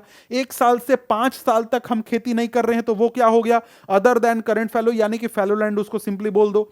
और 5 साल से ज्यादा अगर हम लोग ने जमीन पर खेती नहीं की है तो वो क्या हो जाएगा, कल्चरेबल वेस्टलैंड हो जाएगा। ठीक है, अब यहां पर इसके बाद बात करो तो हमारे पास क्या आता है net sown area. Net sown area क्या होता है भाई, the physical extent of land on which crops are sown harvested is known as net sown area. यानी कि जमीन का क्वांटिटी, जमीन का वो एरिया पूरे सबको जोड़ने पर जिस जमीन पर हमने क्या किया, खेती की, मतलब वहां पर बुआई की और वहां पर कटाई की, तो वो हमारा टोटल एरिया जब हम लोग जोड़ देंगे तो वो क्या हो जाएगा, नेट सोन एरिया हो जाएगा। अब इसके बाद ग्रोस क्रॉप्ड एरिया, ये क्या होता है, area sown more than once in a agriculture year plus net sown area is known as gross cropped area. अब देखो नेट सोन एरिया हम लोग काउंट करते हैं एक सीजन में, एक सीजन में, जैसे कि हमने खरीफ सीजन में क्या किया, जोड़ा कि पूरे इंडिया में कितनी जमीन पर खेती हुई है वो जोड़ दिया तो वो क्या हो गया, नेट सोन एरिया हो गया। अब इसके बाद ग्रोस क्रॉप्ड एरिया क्या होता है, यहां पर होता है कि हमने क्या किया, एक जमीन पर अगर 3 बार खेती हुई साल भर में तो तीनों को हम लोग जोड़ देंगे, और इसी प्रकार से पूरे इंडिया के जितने जमीन पर 2 बार 3 बार खेती हुई सबको जब हम लोग जोड़ देंगे तो वो क्या बन जाएगा, ग्रॉस क्रॉप्ड एरिया बन जाएगा। ठीक है, अब इसके बाद यहां पर आगे बढ़े तो हमारे पास क्या है, यहां पर टॉपिक है land use pattern in India. तो यहां पर इसके आगे बोलता है कि the use of land is determined by both physical factors such as topography, climate, soil types as well as human factor such as population density, technological capability and cultural and traditional etc. अब यहां पर बात क्या है, बोल रहा है कि देखो हमारे पास जो भी लैंड अवेलेबल है उस लैंड का हम लोग यूज कैसे करते हैं, ये इस बात पर डिपेंड करता है कि वहां पर फिजिकल फैक्टर क्या है और इसके साथ साथ वहां पर ह्यूमन फैक्टर क्या है। फिजिकल फैक्टर जैसे वहां टोपोग्राफी कैसी है, क्लाइमेट कैसा है, सॉइल टाइप कैसा है। तो यहां पर जैसे मान लो अगर आप यूपी में रहते हो, बिहार में रहते हो, या फिर आप झारखंड में रहते हो, छत्तीसगढ़ में रहते हो, या फिर मध्य प्रदेश वगैरह इन रीजन्स में रहते हो, तो ये कैसे इलाके हैं भाई, ये प्लेन इलाके हैं। प्लेन इलाके हैं तो फिजिकल फैक्टर टोपोग्राफी क्या है, प्लेन है, इसलिए वहां पर हम लोग क्या कर सकते हैं, खेती कर सकते हैं, फैक्ट्री लगा सकते हैं और भी तरह तरह के यूजेस कर सकते हैं। लेकिन अगर तुम चले जाओ उत्तराखंड में, हिमाचल प्रदेश में, पहाड़ों पर चले जाओ तो पहाड़ों पर तुम जो हो एक प्रकार से तुम वहां पर फैक्ट्री नहीं लगा सकते, वहां पर घर नहीं बना सकते, वहां पर खेती नहीं कर सकते, मतलब कर सकते हो लेकिन उसके लिए बहुत मुश्किल आएगी। ठीक है, इसी प्रकार से तुम अगर थार डेजर्ट में राजस्थान में चले जाओ तो वहां पर तुमको लैंड यूज जो है फिजिकल फैक्टर की वजह से बहुत अलग हो जाएगा। वहां पर जो मिट्टी है, मिट्टी नहीं है, रेत है, इस वजह से वहां पर तुम लोग खेती नहीं करने पाओगे, एग्रीकल्चर नहीं करने पाओगे और तरीके की सिचुएशंस आएंगी। इसी प्रकार से मान लो कोई इलाका है जहां पर पॉपुलेशन बहुत ज्यादा है, जैसे मान लो कि तुम्हारे पास क्या है, दिल्ली है। अब दिल्ली में पॉपुलेशन इतना ज्यादा है कि वहां पर लोगों को घर बनाने के लिए जगह नहीं मिल रहा है, तो वहां पर क्या होगा, ज्यादा से ज्यादा हम क्या यूज करेंगे, घर बनाएंगे, वहां खेती हम थोड़े करने पाएंगे। इसी प्रकार से दिल्ली के बाद चले जाओ तुम मुंबई में, मुंबई में भी तुम देखोगे क्या है भाई, पॉपुलेशन बहुत ज्यादा है, तो मुंबई में भी तुम क्या करते हो, एक प्रकार से घर बनाते हो, लोग रहते हैं, फैक्ट्रियां, थोड़ी मोड़ी फैक्ट्रियां हैं, ज्यादातर वहां बिल्डिंग है, ऑफिसेज हैं, क्योंकि वहां पर उस प्रकार का पॉपुलेशन डेंसिटी है, टेक्नोलॉजिकल कैपेबिलिटी है, ये सारे रीजंस हैं। तो इस वजह से यहां पर हम देखते हैं कि अलग अलग कारणों की वजह से हमारे लैंड यूज पैटर्न जो है अलग अलग होते हैं, मतलब अलग अलग तरीके से हम लोग लैंड को यूज करते हैं। अब यहां पर कहता है कि total geographical area of India is 3.28 million square kilometre. India का टोटल ज्योग्राफिकल एरिया कितना है, 3.28 मिलियन स्क्वायर किलोमीटर। और हमारे देश का लैंड किस प्रकार से यूज होता है, यह डाटा आपको यहां पर इस चार्ट में दिया गया है कि भाई यहां पर 1920 में कितना था, सॉरी 2019 और 2020 में कितना था, और 1960-61 में किस प्रकार से हम लोग लैंड यूज करते थे, वो डाटा यहां पर दिया गया है, आप इसको कंपेयर कर सकते हो। ठीक है, तो यहां पर एक चीज बता रहा है कि देखो ये जो लैंड डाटा हमारे पास है ये हमारे इंडिया का 93% एरिया का ही अवेलेबल है। उसका कारण यह है कि बहुत सारे ऐसे इलाके हैं जैसे कि असम का बहुत सारा इलाका है या नॉर्थ ईस्ट के स्टेट्स के बहुत सारे इलाके हैं जहां पर अभी तक सर्वे हमारा अच्छी तरीके से हुआ नहीं है। इसके साथ साथ जम्मू और कश्मीर का कुछ हिस्सा ऐसा है जो कि पाकिस्तान और चीन के कब्जे में है, इस वजह से वहां का भी सर्वे डाटा हमारे पास अवेलेबल नहीं है। इसलिए 93% एरिया का ही हमको ये जानकारी जो आपको दिख रहा है ये दिया गया है। ठीक है, आगे यहां पर कहता है कि the land under permanent pasture has also decreased, यानी कि जो जमीन चारागाह के रूप में यूज करती थी होती थी, मतलब कि जहां पर जानवरों को चराने के लिए चारागाह होते थे, उस एरिया में भी बहुत ज्यादा कमी आई है। तो फिर यहां पर हम अपने देश में इतनी बड़ी संख्या में जो कैटल पॉपुलेशन है इसको चारा कहां से खिला रहे हैं, और यहां पर हमारे देश में जो जानवरों हैं उनके चारा की एक प्रकार से कमी भी हमको देखने को मिलती है। कहता है कि most of the other than current fallow lands are either of poor quality और of the cost of cultivation of such land is very high. यहां पर बोलता है कि देखो जो भी जमीन हमारे पास है जो कि करंट फैलो लैंड के अलावा दूसरे तरीके से हम लोग यूज करते हैं, उसमें से ज्यादातर जो जमीन है वहां पर खेती करना बहुत ही मुश्किल है। अगर वहां पर खेती होती भी है तो वहां पर खेती करने का कॉस्ट ही बहुत ज्यादा होता है। इसलिए इन जमीनों पर जो कल्टीवेशन होता है वो एक या दो बार होता है 2-3 सालों में, और इनको हम लोग नेट सोन एरिया में भी कैलकुलेट करते हैं, ऐड करते हैं, और इनको ऐड करके जो नेट सोन एरिया हमारा होता है वो होता है करीब 54%। समझ गए? तो यहां पर ये डाटा आप यहां से देख सकते हो, यहां पर ये डाटा एक प्रकार से दिया गया है। ठीक है, अब इसके बाद यहां पर आगे बढ़े तो आगे हमारे पास क्या है, कहता है कि the pattern of net sown area varies greatly from one state to another, मतलब हर स्टेट में नेट सोन एरिया अलग अलग है। जैसे कि हम लोग अगर पंजाब और हरियाणा में जाएंगे तो वहां पर नेट सोन एरिया हमारा 80% आ जाएगा, लेकिन अरुणाचल प्रदेश, मिजोरम, मणिपुर, अंडमान निकोबार आइलैंड्स में पहुंचते हैं तो वहां पर नेट सोन एरिया हमारा 10% रहेगा। मात्र 10% पर हम लोग क्या करते हैं, खेती करते हैं इन राज्यों में, और पंजाब हरियाणा जैसे राज्यों में 80% जमीन पर खेती होती है। अब यहां पर कहता है कि forest area in the country is far lower than the desired 33% of geographical area as it was outlined in the national forest policy. National forest policy India में बनाई गई थी 1952 में। उसमें यह कहा गया था कि इंडिया में जो मिनिमम फॉरेस्ट का रिक्वायरमेंट है वो कितना है, 33%। मतलब हमारे देश के 33% लैंड पर फॉरेस्ट होना चाहिए इकोलॉजिकल बैलेंस बना करके रखने के लिए, लेकिन इसके कंपैरिजन में बहुत ही कम हमको अपने देश में फॉरेस्ट देखने को मिलता है। यही चीज कहता है कि it was considered essential for maintenance of the ecological balance, the livelihood of millions of people who live on the fringes of this forest depend upon it. A part of the land is termed as wasteland and land put to other non agricultural uses. जमीन का कुछ हिस्सा हमारा land जो है वो Westland के रूप में डिक्लेयर कर दिया गया है, या फिर कुछ हिस्सा है जो कि नॉन एग्रीकल्चर यूजेस में हम लोग ला रहे हैं। वेस्टलैंड का मतलब क्या हुआ, wasteland include rocky, arid and desert areas, and land put to non agriculture uses include settlement, road, railway, industries. मतलब जहां पर हम लोगों का इंडस्ट्री है, रेलवे है, रोड है, जहां हमने बस्तियां बना करके रखी हैं, वो हमारा नॉन एग्रीकल्चर यूजेस में आ गया। और हमारा वेस्टलैंड में क्या आ गया, रॉकी, एरिड और डेजर्ट एरिया, जहां पर हमारा कुछ भी मतलब एग्रीकल्चर वगैरह करना पॉसिबल नहीं है। आगे कहता है कि continuous use of land over a long period of time without taking appropriate measure to conserve and manage it has resulted in land degradation.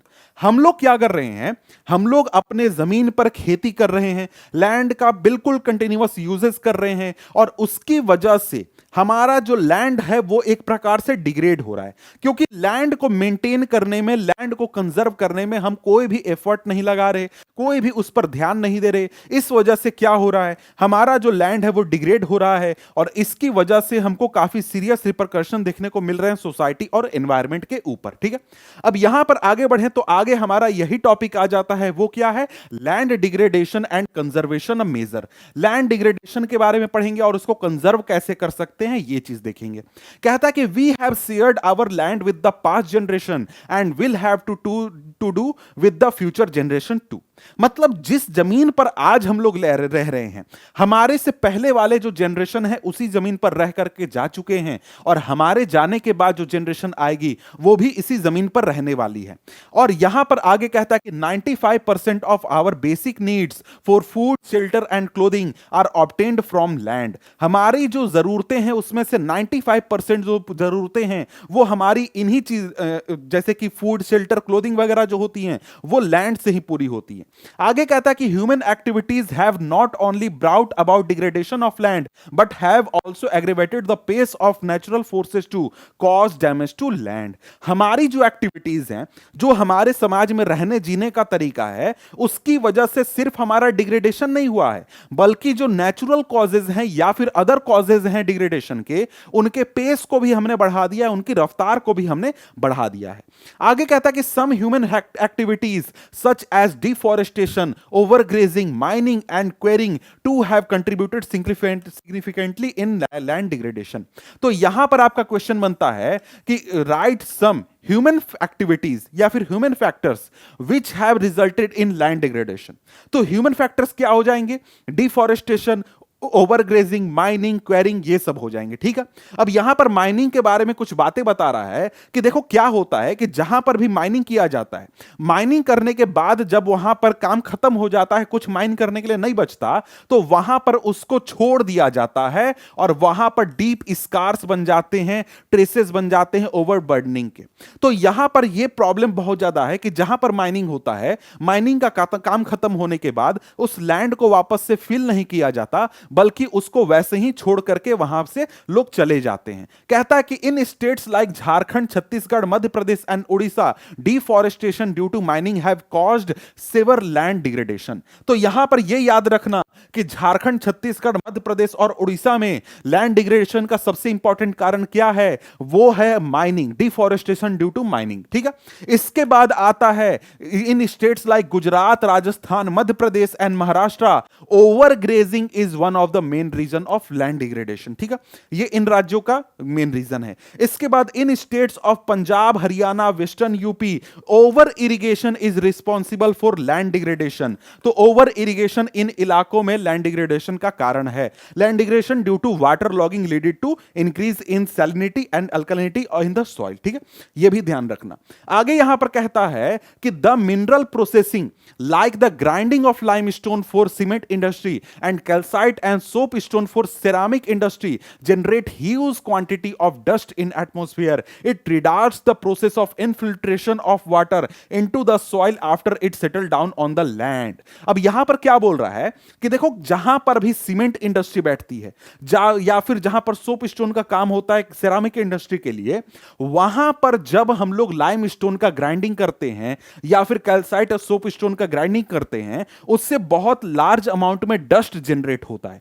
और ये डस्ट जो है आसपास के मिट्टी पर जब जाकर के बैठ जाता है तो उस मिट्टी के ऊपर एक लेयर बना देता है, और उस लेयर की वजह से होता यह है कि जब वहां पर पानी पहुंचता है तो जो मिट्टी है उसके अंदर पानी नहीं जा पाता, वो एक प्रकार से वाटर को एब्जॉर्ब करने से रोकता है ये लेयर। ये भी एक प्रकार से हम कह सकते हैं कि सॉइल को, लैंड को बर्बाद करने का एक कारण है। ठीक है, कहता है कि in recent years industrial effluent as waste have become a major source of land and water pollution in many parts of the country. India के बहुत सारे इलाकों में पिछले कुछ सालों में यह देखा गया है कि जो फैक्ट्रियों से, इंडस्ट्री से जो वेस्ट मटेरियल जनरेट होता है, उसकी वजह से बहुत लार्ज स्केल पर लैंड पॉल्यूशन, वाटर पॉल्यूशन भी हमको देखने को मिल रहा है। इसके बाद यहां पर आगे बढ़े तो आगे क्या कहता है? कहता है कि there are many ways to solve the problem of land degradation. बहुत सारे तरीके हैं जिनसे कि हम लोग लैंड डिग्रेडेशन को रोक सकते हैं या इस प्रॉब्लम को सॉल्व कर सकते हैं। उसमें सबसे पहला क्या है? एफॉरेस्टेशन। तो यहां पर यही चीज है, afforestation, proper management of grazing, ये हो सकता है। इसके बाद planting of shelter belt of plants, control on overgrazing, stabilization of sand dune by growing thorny bushes, ये हो सकते हैं एरिड एरियाज में। इसके बाद proper management of wasteland, controlling of mining activities, proper discharge and disposal of industrial effluents and waste after treatment, ये सारे क्या हैं, आपके आपके तरीके हैं लैंड डिग्रेडेशन को रोकने के। यहां से आप पॉइंट्स के रूप में इनको नोट डाउन कर सकते हो, ठीक है। यहां से आप चाहो तो स्क्रीनशॉट ले लो, इनको पॉइंट के रूप में नोट डाउन कर लो, ठीक है। थॉर्नी बुशेस क्या होता है, ये चीज यहां पर आप देख सकते हो, इस प्रकार के थॉर्नी बुशेस होते हैं जो कि आपको कहां मिलेंगे, नदियों में। अगर सूखे नदियों जैसे गंगा वगैरह में जाओगे तो वहां तुमको कहीं कहीं देखने को मिलता है, सोन नदी में देखने को मिलता है, और भी कई जगहों पर आपको ये चीज देखने को मिलता है, ठीक है। इसके बाद यहां पर आगे बढ़े तो आगे हमारे सामने क्या टॉपिक है, ये आ जाता है topic soil as a resource. यानी अब हम किसकी बात करेंगे, सॉइल की बात करेंगे। अब देखो लैंड और सॉइल एक तरीके से एक ही चीज है लेकिन थोड़े से डिफरेंट है। लैंड मतलब जो जमीन है, जमीन की हम लोग बात कर रहे हैं, और सॉइल मतलब कि उस जमीन में जो मिट्टी है, उस मिट्टी की हम लोग बात कर रहे हैं, ठीक है। कहता है कि soil is the most important renewable natural resource, it is the medium of plant growth and supports different type of living organism on the earth. The soil is a living system. अब भाई देखो, soil हमारे लिए बहुत important है क्योंकि जो हमारे आसपास के प्लांट्स होते हैं वो सॉइल में ही ग्रो होते हैं। और आप सभी ने अभी तक फोटोसिंथेसिस वगैरह पढ़ा होगा तो आपको यह चीज तो अच्छे से समझ में आ गया होगा कि हमारा सर्वाइवल कैसे है पॉसिबल। हमारा सर्वाइवल प्लांट्स की वजह से पॉसिबल है। अगर प्लांट्स जिंदा है तब हम जिंदा है, प्लांट्स खत्म हो गए तो हम भी खत्म हो जाएंगे। यानी कि अगर सॉइल होगा तो प्लांट्स होंगे, और प्लांट्स होंगे तब हम होंगे। तो इसलिए जो सॉइल है हमारे लिए बहुत ही इंपॉर्टेंट हो जाते हैं। और ये सिर्फ हमारी जिंदगी को नहीं, पूरे पृथ्वी पर जो लाइफ सिस्टम है उसको बना करके रखते हैं। अब कहता है कि the soil is a living system. Soil living system है, इसका क्या मतलब हुआ, मतलब कि मिट्टी के अंदर, सॉइल के अंदर एक दुनिया बसती है, उसके अंदर बहुत सारे माइक्रो ऑर्गेनिज्म बसते हैं जो कि वहां पर अपना घर बना करके या फिर अपना पूरा समाज, जिंदगी वहां पर रहते हैं। अब कहता है कि it takes million of year to form soil up to few centimeter in depth. अब बात क्या है कि आप जो मिट्टी देखते हो अपने आसपास, वो मिट्टी ऐसा नहीं है कि पिछले 4-5 साल से बनी है। जो मिट्टी आप देख रहे हो, जो आपको आंखों से दिख रही है, कुछ सेंटीमीटर की मिट्टी, उसको बनने में सैकड़ों हजारों साल लगते हैं, समझ गए। और हजारों साल के बाद जाकर के वो उतना फाइन ग्रेन मिट्टी हमको मिलता है जिसमें कि हम अपना प्लांट वगैरह ग्रो कर पाते हैं। कहता कि रिलीफ, पेरेंट रॉक और bed rock, climate, vegetation and other forms of life and time are important factors in the formation of soil. Soil के बनने में ये सारे बहुत ही इंपॉर्टेंट फैक्टर्स होते हैं। अब देखो यहां पर आप अगर देखोगे तो ये सॉइल का आपका एक तरीके से प्रोफाइल है। अब सॉइल प्रोफाइल है, इसका क्या मतलब हुआ, इसका मतलब हुआ कि कहीं पर आप मिट्टी देख रहे हो तो आप सबसे ऊपर का ये वाला लेयर देख रहे हो जिसको कि टॉप सॉइल बोला जाता है। अब ये टॉप सॉइल बना कब, भाई 1000 साल इसको बनने में लगे। कैसे, तो भाई आज के 1000 साल पहले यहां पर क्या था, इस प्रकार के पत्थर थे। अब इस पत्थर जो ये जो रॉक है यहां पर, जिसको कि बेड रॉक बोला जाता है या फिर पेरेंट रॉक बोला जाता है, जब इसका एक प्रकार से डिग्रेडेशन होता है, जब ये रॉक जो है वो हमारा धीरे धीरे धीरे धीरे इरोजन होता है, तब धीरे धीरे धीरे धीरे वो फाइन ग्रेन्स में टूटता है और सैकड़ों हजारों सालों बाद धीरे धीरे धीरे धीरे धीरे वो बिल्कुल फाइन ग्रेन में एक तरीके से डिसइंटीग्रेट हो जाता है, जिसको कि आज हम लोग सॉइल के रूप में देखते हैं। और ये जो काम है ये एक बार में नहीं होता बल्कि स्टेप्स में होता है। यहां पर सबसे पहले पेरेंट रॉक होता है, बहुत ही बड़ा बड़ा, उसका इरोजन होता है, ये टूट करके छोटे छोटे छोटे छोटे पत्थर में टूटते हैं, जो कि आप लेयर वाइज देख सकते हो। जब कहीं का भी आप सॉइल एक तरीके से गड्ढा करोगे तो वहां पर इस प्रकार से लेयर्स मिलेंगे आपको। यहां पर सबसे नीचे क्या होगा, पेरेंट रॉक, उसके ऊपर आपको छोटे छोटे आपको पत्थर मिलेंगे, उसके ऊपर भाई उससे भी फाइन ग्रेन्स मिलेंगे, और सबसे ऊपर आपको सॉफ्ट सॉइल मिलेगा जो कि एकदम फाइनली ग्रेन्ड होगा, ठीक है। वो कई सारे स्टेजेस में होता है। यहां पर अगर इस प्रकार से देखोगे, मिट्टी का कहीं गड्ढा हुआ होगा तो आपको यह चीज दिख जाएगा, ठीक है। सॉइल कैसे बनता है, क्लाइमेट से, टोपोग्राफी से, time, plant and animal, parent material. अब इसका क्या मतलब हुआ जो कि यहां पर लिखा हुआ है, इसका मतलब यह हुआ कि देखो सबसे पहले तो जो पत्थर है, जैसा पत्थर होगा वैसा वहां पर सॉइल तैयार होगा, ठीक है। अब वो कैसे तैयार होगा, तो भैया सनलाइट पड़ रहा है, क्लाइमेट पड़ रहा है, क्लाइमेट की वजह से जो पत्थर है वो कभी गर्म होगा, कभी वो ठंडा होगा, गर्म होगा तो फैलेगा, ठंडा होगा तो सिकुड़ेगा। इससे वो धीरे धीरे हजारों साल में वो पत्थर धीरे धीरे टूटता है, और इसके साथ साथ विंड इरोजन करता है, वाटर इरोजन करता है, और भी तरीके के फैक्टर्स जो हैं वो इरोजन करते हैं, और कई हजार साल बीतने के बाद क्या होता है, वहां पर सॉइल हमारा तैयार होता है। ठीक है, इसके बाद यहां पर आगे बढ़े तो आगे क्या बोलता है, आगे बोलता है soil also consist of organic and inorganic material. मतलब कि जो सॉइल है उसमें ऑर्गेनिक मटेरियल भी प्रेजेंट होते हैं और इसके साथ साथ इनऑर्गेनिक मटेरियल भी प्रेजेंट होते हैं। मतलब क्या होता है कि सॉइल में जो उसकी क्वालिटीज होती हैं वो सिर्फ ऐसा नहीं है कि पत्थर के टूटने से आ जाती है, नहीं, वहां पर क्या होता है कि कोई जीव जंतु था, वो मर गया, उसके मरने से जो उसके शरीर से ऑर्गेनिक कंपोनेंट्स जो निकले वो उस मिट्टी में घुल जाते हैं, तो उससे एक प्रकार से सॉइल में कुछ पावर आती है, उसकी फर्टिलिटी बढ़ती है, सॉइल की क्वालिटी बढ़ती है। इसी प्रकार से बहुत सारे इनऑर्गेनिक मैटर भी, कंपोनेंट भी सॉइल में ऐड होते हैं, तब जाकर के वहां पर सॉइल जो है वो एक तैयार होता है जिसमें कि हम लोग कुछ यूज उसका कर सकते हैं।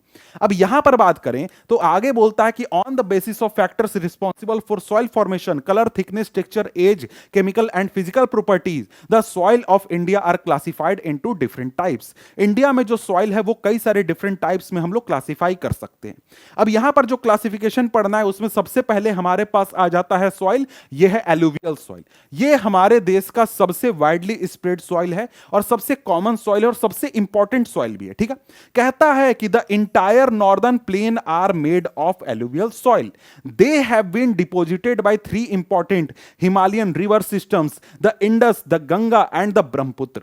अब यहां पर क्या है भाई, तुम जब इंडिया को देखोगे, इंडिया का नक्शा, तो इंडिया के नक्शे में जो नॉर्दर्न प्लेन का रीजन है, यानी कि ये जो सारे इलाके देख रहे हो, और ये सिर्फ इतना इलाका नहीं है, इसमें बांग्लादेश का इलाका ऐड कर दो और साथ ही पाकिस्तान, आधा पाकिस्तान ऐड कर दो, तो ये सारा इलाका एक ही तरीके का इलाका है जहां पर एलुवियल सॉइल प्रेजेंट है। ये एलुवियल सॉइल यहां पर आया कैसे या फिर बना कैसे, तो यहां पर क्या होता है कि यहां पर तीन नदी सिस्टम इंडिया में बहते हैं। पहला यहां से आपका इस प्रकार से गंगा नदी बहती है, ठीक है, यहां से इस प्रकार से ऐसे आकर के यहां पर आपका ब्रह्मपुत्र नदी बहती है, और यहां पर ऐसे जाकर के आपका इंडस रिवर बहती है। तो ये तीन नदियां हैं, ये तीन नदियां नहीं, इसके साथ साथ और जो इसके ट्रिब्यूटरीज हैं, ये सब जो हैं हिमालय से बहुत सारे सिल्ट वगैरह या फिर जो पार्टिकल से उनको लेकर के आते हैं और यहां डिपॉजिट करते हैं। और ये काम पिछले लाख, 2 लाख, 4 लाख साल से हो रहा है, 10 लाख साल से हो रहा है, और उससे ये पूरा हमारा जो नॉर्दर्न प्लेन का रीजन है ये तैयार हुआ है। समझ गए? और यहां पर ये सॉइल जो है इसको हम लोग क्या बोलते हैं, एलुवियल सॉइल बोलते हैं, और ये बहुत ही फर्टाइल सॉइल होता है।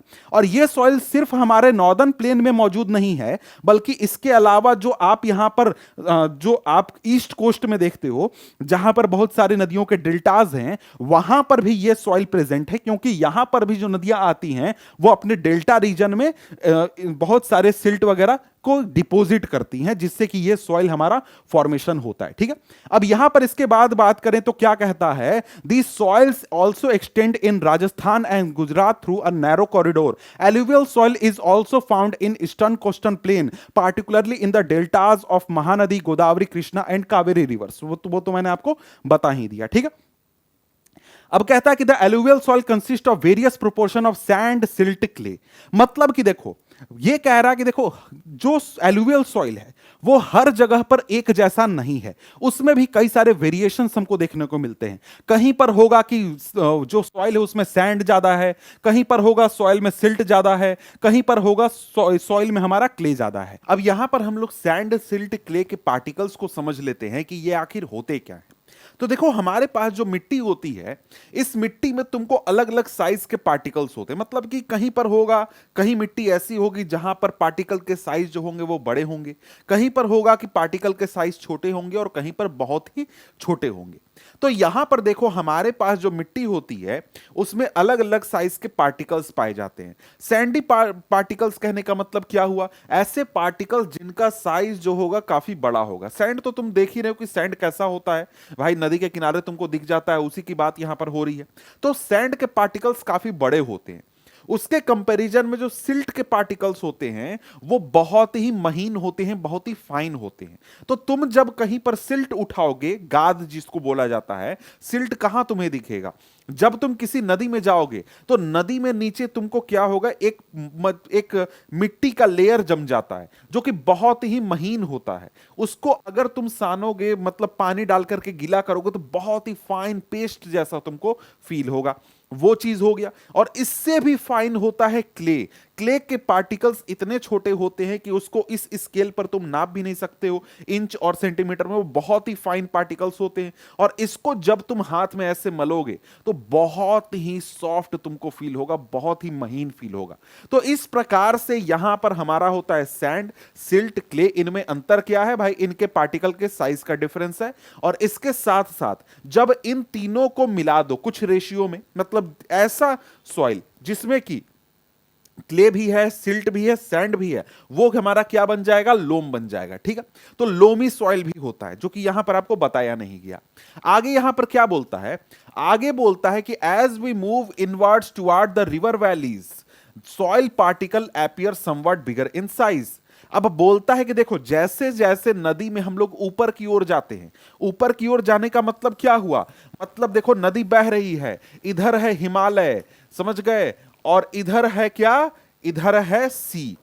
तो भाई हमारा नदी कहां जाकर के गिरती है? समंदर में गिरती है, हिमालय से निकलती है। तो जैसे जैसे समंदर से हम लोग हिमालय की ओर जाएंगे, ऊपर की ओर जाएंगे नदी में, वैसे वैसे जो साइज के पार्टिकल्स होते हैं वो बड़े होते जाते हैं। कहता है कि in the upper reaches of the river valley that is near the place of the break of slope the soils are course.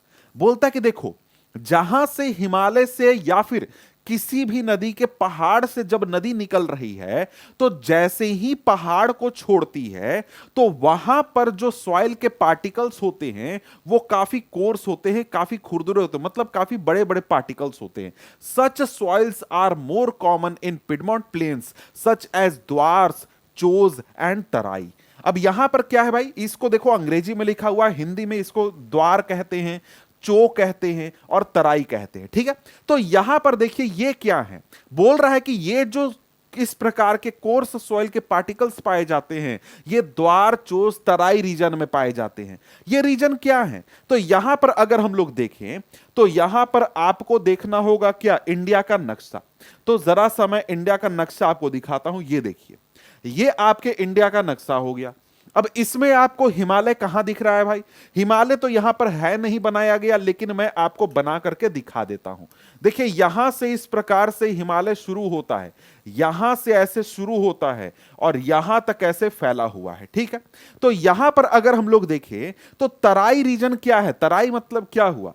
देखो, यहां पर क्या है कि हिमालय जहां पर खत्म होता है, जैसे यहां से हिमालय ऐसे फैला हुआ है, तो जहां पर इस तरफ हिमालय का अंत होता है, यहां देखो, ये हिमालय है। हिमालय का जैसे ही खत्म हुआ और खत्म होने के बाद ये समतल भूमि जो आई, यहां पर ये हमारा हो जाता है तराई रीजन। अब ये भाबर क्या है यहां पर आपको नहीं समझना है। समझ लो कि हिमालय के बाद एक रीजन होता है जहां पर पत्थर जैसे आपको कंकड़ पाए जाते हैं बड़े बड़े, वो रीजन होता है। उसके बाद यहां पर तराई रीजन होता है। ठीक है, तो ये क्या है? हिमालय जहां खत्म हुआ उसके नीचे, जैसे कि आप पहाड़ के बगल में जाकर के खड़े हो, पहाड़ को देख रहे हो, और पहाड़ खत्म हुआ और उसके बाद जो समतल भूमि आई वो हमारा तराई रीजन हो गया। और ऐसा ही हमारा द्वार भी होता है और ऐसा ही चो भी होता है। ठीक है, तो यहां पर तराई रीजन हमारा नेपाल के इलाके में या फिर उत्तराखंड के आसपास के इलाके में, यहां पर जो ये समतल भूमि होती है इसको हम लोग तराई बोलते हैं। इधर हम लोग बोलते हैं क्या? इधर हम लोग बोलते हैं उसको द्वार, और इधर पंजाब के इलाके में आने पर उसको हम लोग चो बोलते हैं। ठीक है, तो अलग अलग रीजन में जो ये हमारा पिडमॉन्ट प्लेन होता है उसको हम लोग क्या बोलेंगे? अलग अलग नाम से जानेंगे, कहीं पर द्वार के नाम से, कहीं पर चो के नाम से और कहीं पर तराई के नाम से। ठीक है, तो यहां पर अगर हम लोग देखें तो आगे क्या कहता है? कहता है कि apart from the size of their grains और components, soils are also described on the basis of their age. यानी कि यहां पर जो हमने सॉइल के फीचर्स की बात की, फीचर्स के अलावा सॉइल को उनके एज के आधार पर भी डिस्क्राइब किया जाता है।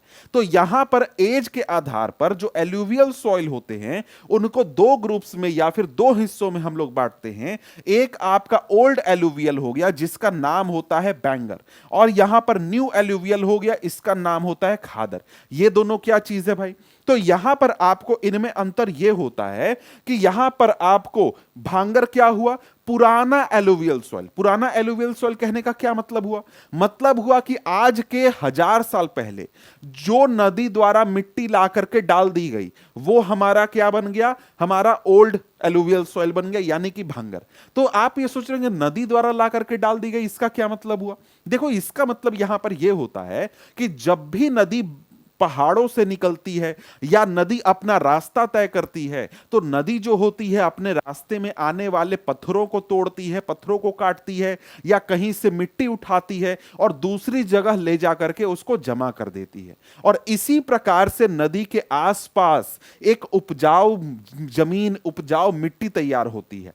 तो यहां पर यह काम नदी लगातार करते रहती है, हर रोज करती है, हमेशा करते रहती है। हमेशा नदी द्वारा कुछ सिल्ट, कुछ गाद ला करके नदी के किनारों पर या फिर नदी के नीचे छोड़ दिया जाता है। तो यहां पर यह काम जो नदियां हैं वो पिछले हजार हजार या फिर लाख साल से कर रही हैं। तो जहां पर जो मिट्टी आज के 1 लाख साल पहले ला करके रख दी गई, आज के 10,000 साल पहले ला करके जमा कर दी गई, तो वो हमारा क्या बन गया? वो हमारा भांगर बन गया। उसको हम लोग भांगर बोलते हैं क्योंकि वो ऐसा एलुवियल सॉइल है जो कि आज के 1000, 10,000, लाख साल पहले डिपोजिट कर दिया गया है, तो वो हमारा भांगर कहलाएगा। ठीक है। अब जैसे एग्जाम्पल के लिए, तुम अगर गंगा नदी के 100 किलोमीटर दूर रहते हो, जैसे कि तुम बोलते हो कि भाई गंगा नदी मेरे घर से 100 किलोमीटर दूर बहती है, तो तुम्हारे आसपास जो एलुवियल सॉइल है वो कैसा है? वो भांगर है। ठीक है। अब ये खादर सॉइल क्या हुआ?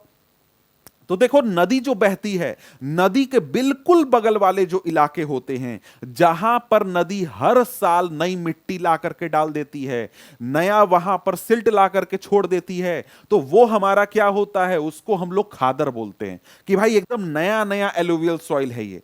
तो तुम ये चीज कहां पर देखोगे? बिहार में देखोगे। बिहार में जब कोसी नदी बहती है, तो जब कोसी नदी में बाढ़ आएगा तो क्या होगा? कोसी नदी अपने आसपास के इलाकों में बहुत सारा मिट्टी छोड़ देती है, तो वो क्या है? वो खादर है। समझ गए? इसी प्रकार से हर नदी में बाढ़ आता है। आज के समय में हमने बहुत सारे डैम वगैरह बना दिए हैं और बहुत तरीके के तकनीक लगा करके बाढ़ को हमने कंट्रोल कर लिया है, लेकिन पहले यह होता था रेगुलरली हर साल 2 साल 3 साल पर बाढ़ आता था, और बाढ़ आने के कारण आसपास के इलाके में पानी भर जाता था, और पानी भरने के साथ साथ नदी वहां पर मिट्टी को छोड़ देती थी। उससे क्या होता था? पूरे इलाके में नई मिट्टी आ जाती थी, यानी कि खादर आ जाता था। तो यही हो गया खादर। आपको नदी के बिल्कुल बगल वाले इलाके जहां पर नई मिट्टी जमा होती है वो हो गए, और भांगर यहां पर पुरानी जो मिट्टी हो गई उसको हम लोग बोलेंगे। ठीक है। तो खादर बांगर भी आप लोग अच्छी तरीके से समझ गए। अब यहां पर आगे भांगर के बारे में क्या बोलता है? Bangar soil has higher concentration of kankar. जो बांगर सॉइल होता है उसमें कंसंट्रेशन, कंकड़ का कंसंट्रेशन ज्यादा होता है, कंकड़ नोड्यूल्स का। कंकड़ नोड्यूल्स क्या होते हैं भाई? एक प्रकार के आपको ग्रेन्स जैसे, मतलब इतने बड़े बड़े कंकड़ मिलेंगे। ठीक है।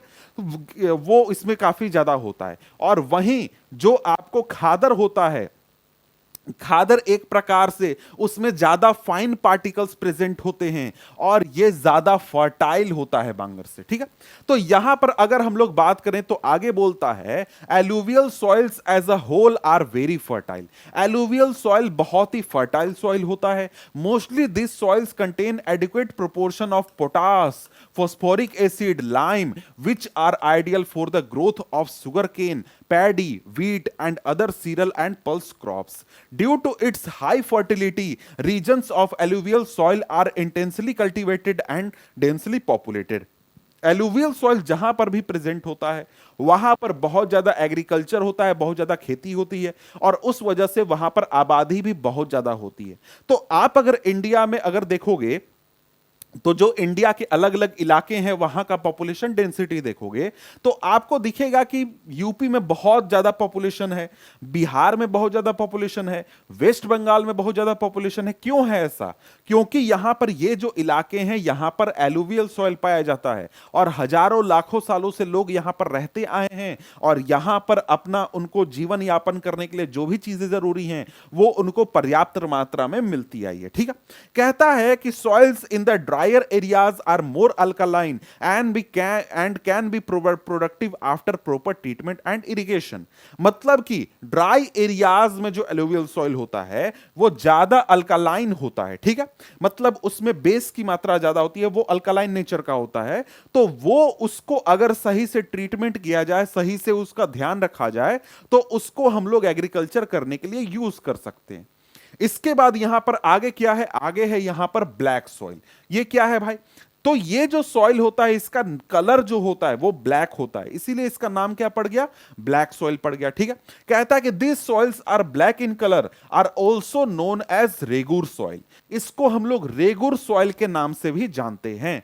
Black soil are ideal for growing cotton and is known as black cotton soil, क्योंकि इसमें अच्छी से अच्छे मात्रा में कॉटन को उगाया जा सकता है, इसलिए इसको हम लोग ब्लैक कॉटन सॉइल भी बोलते हैं।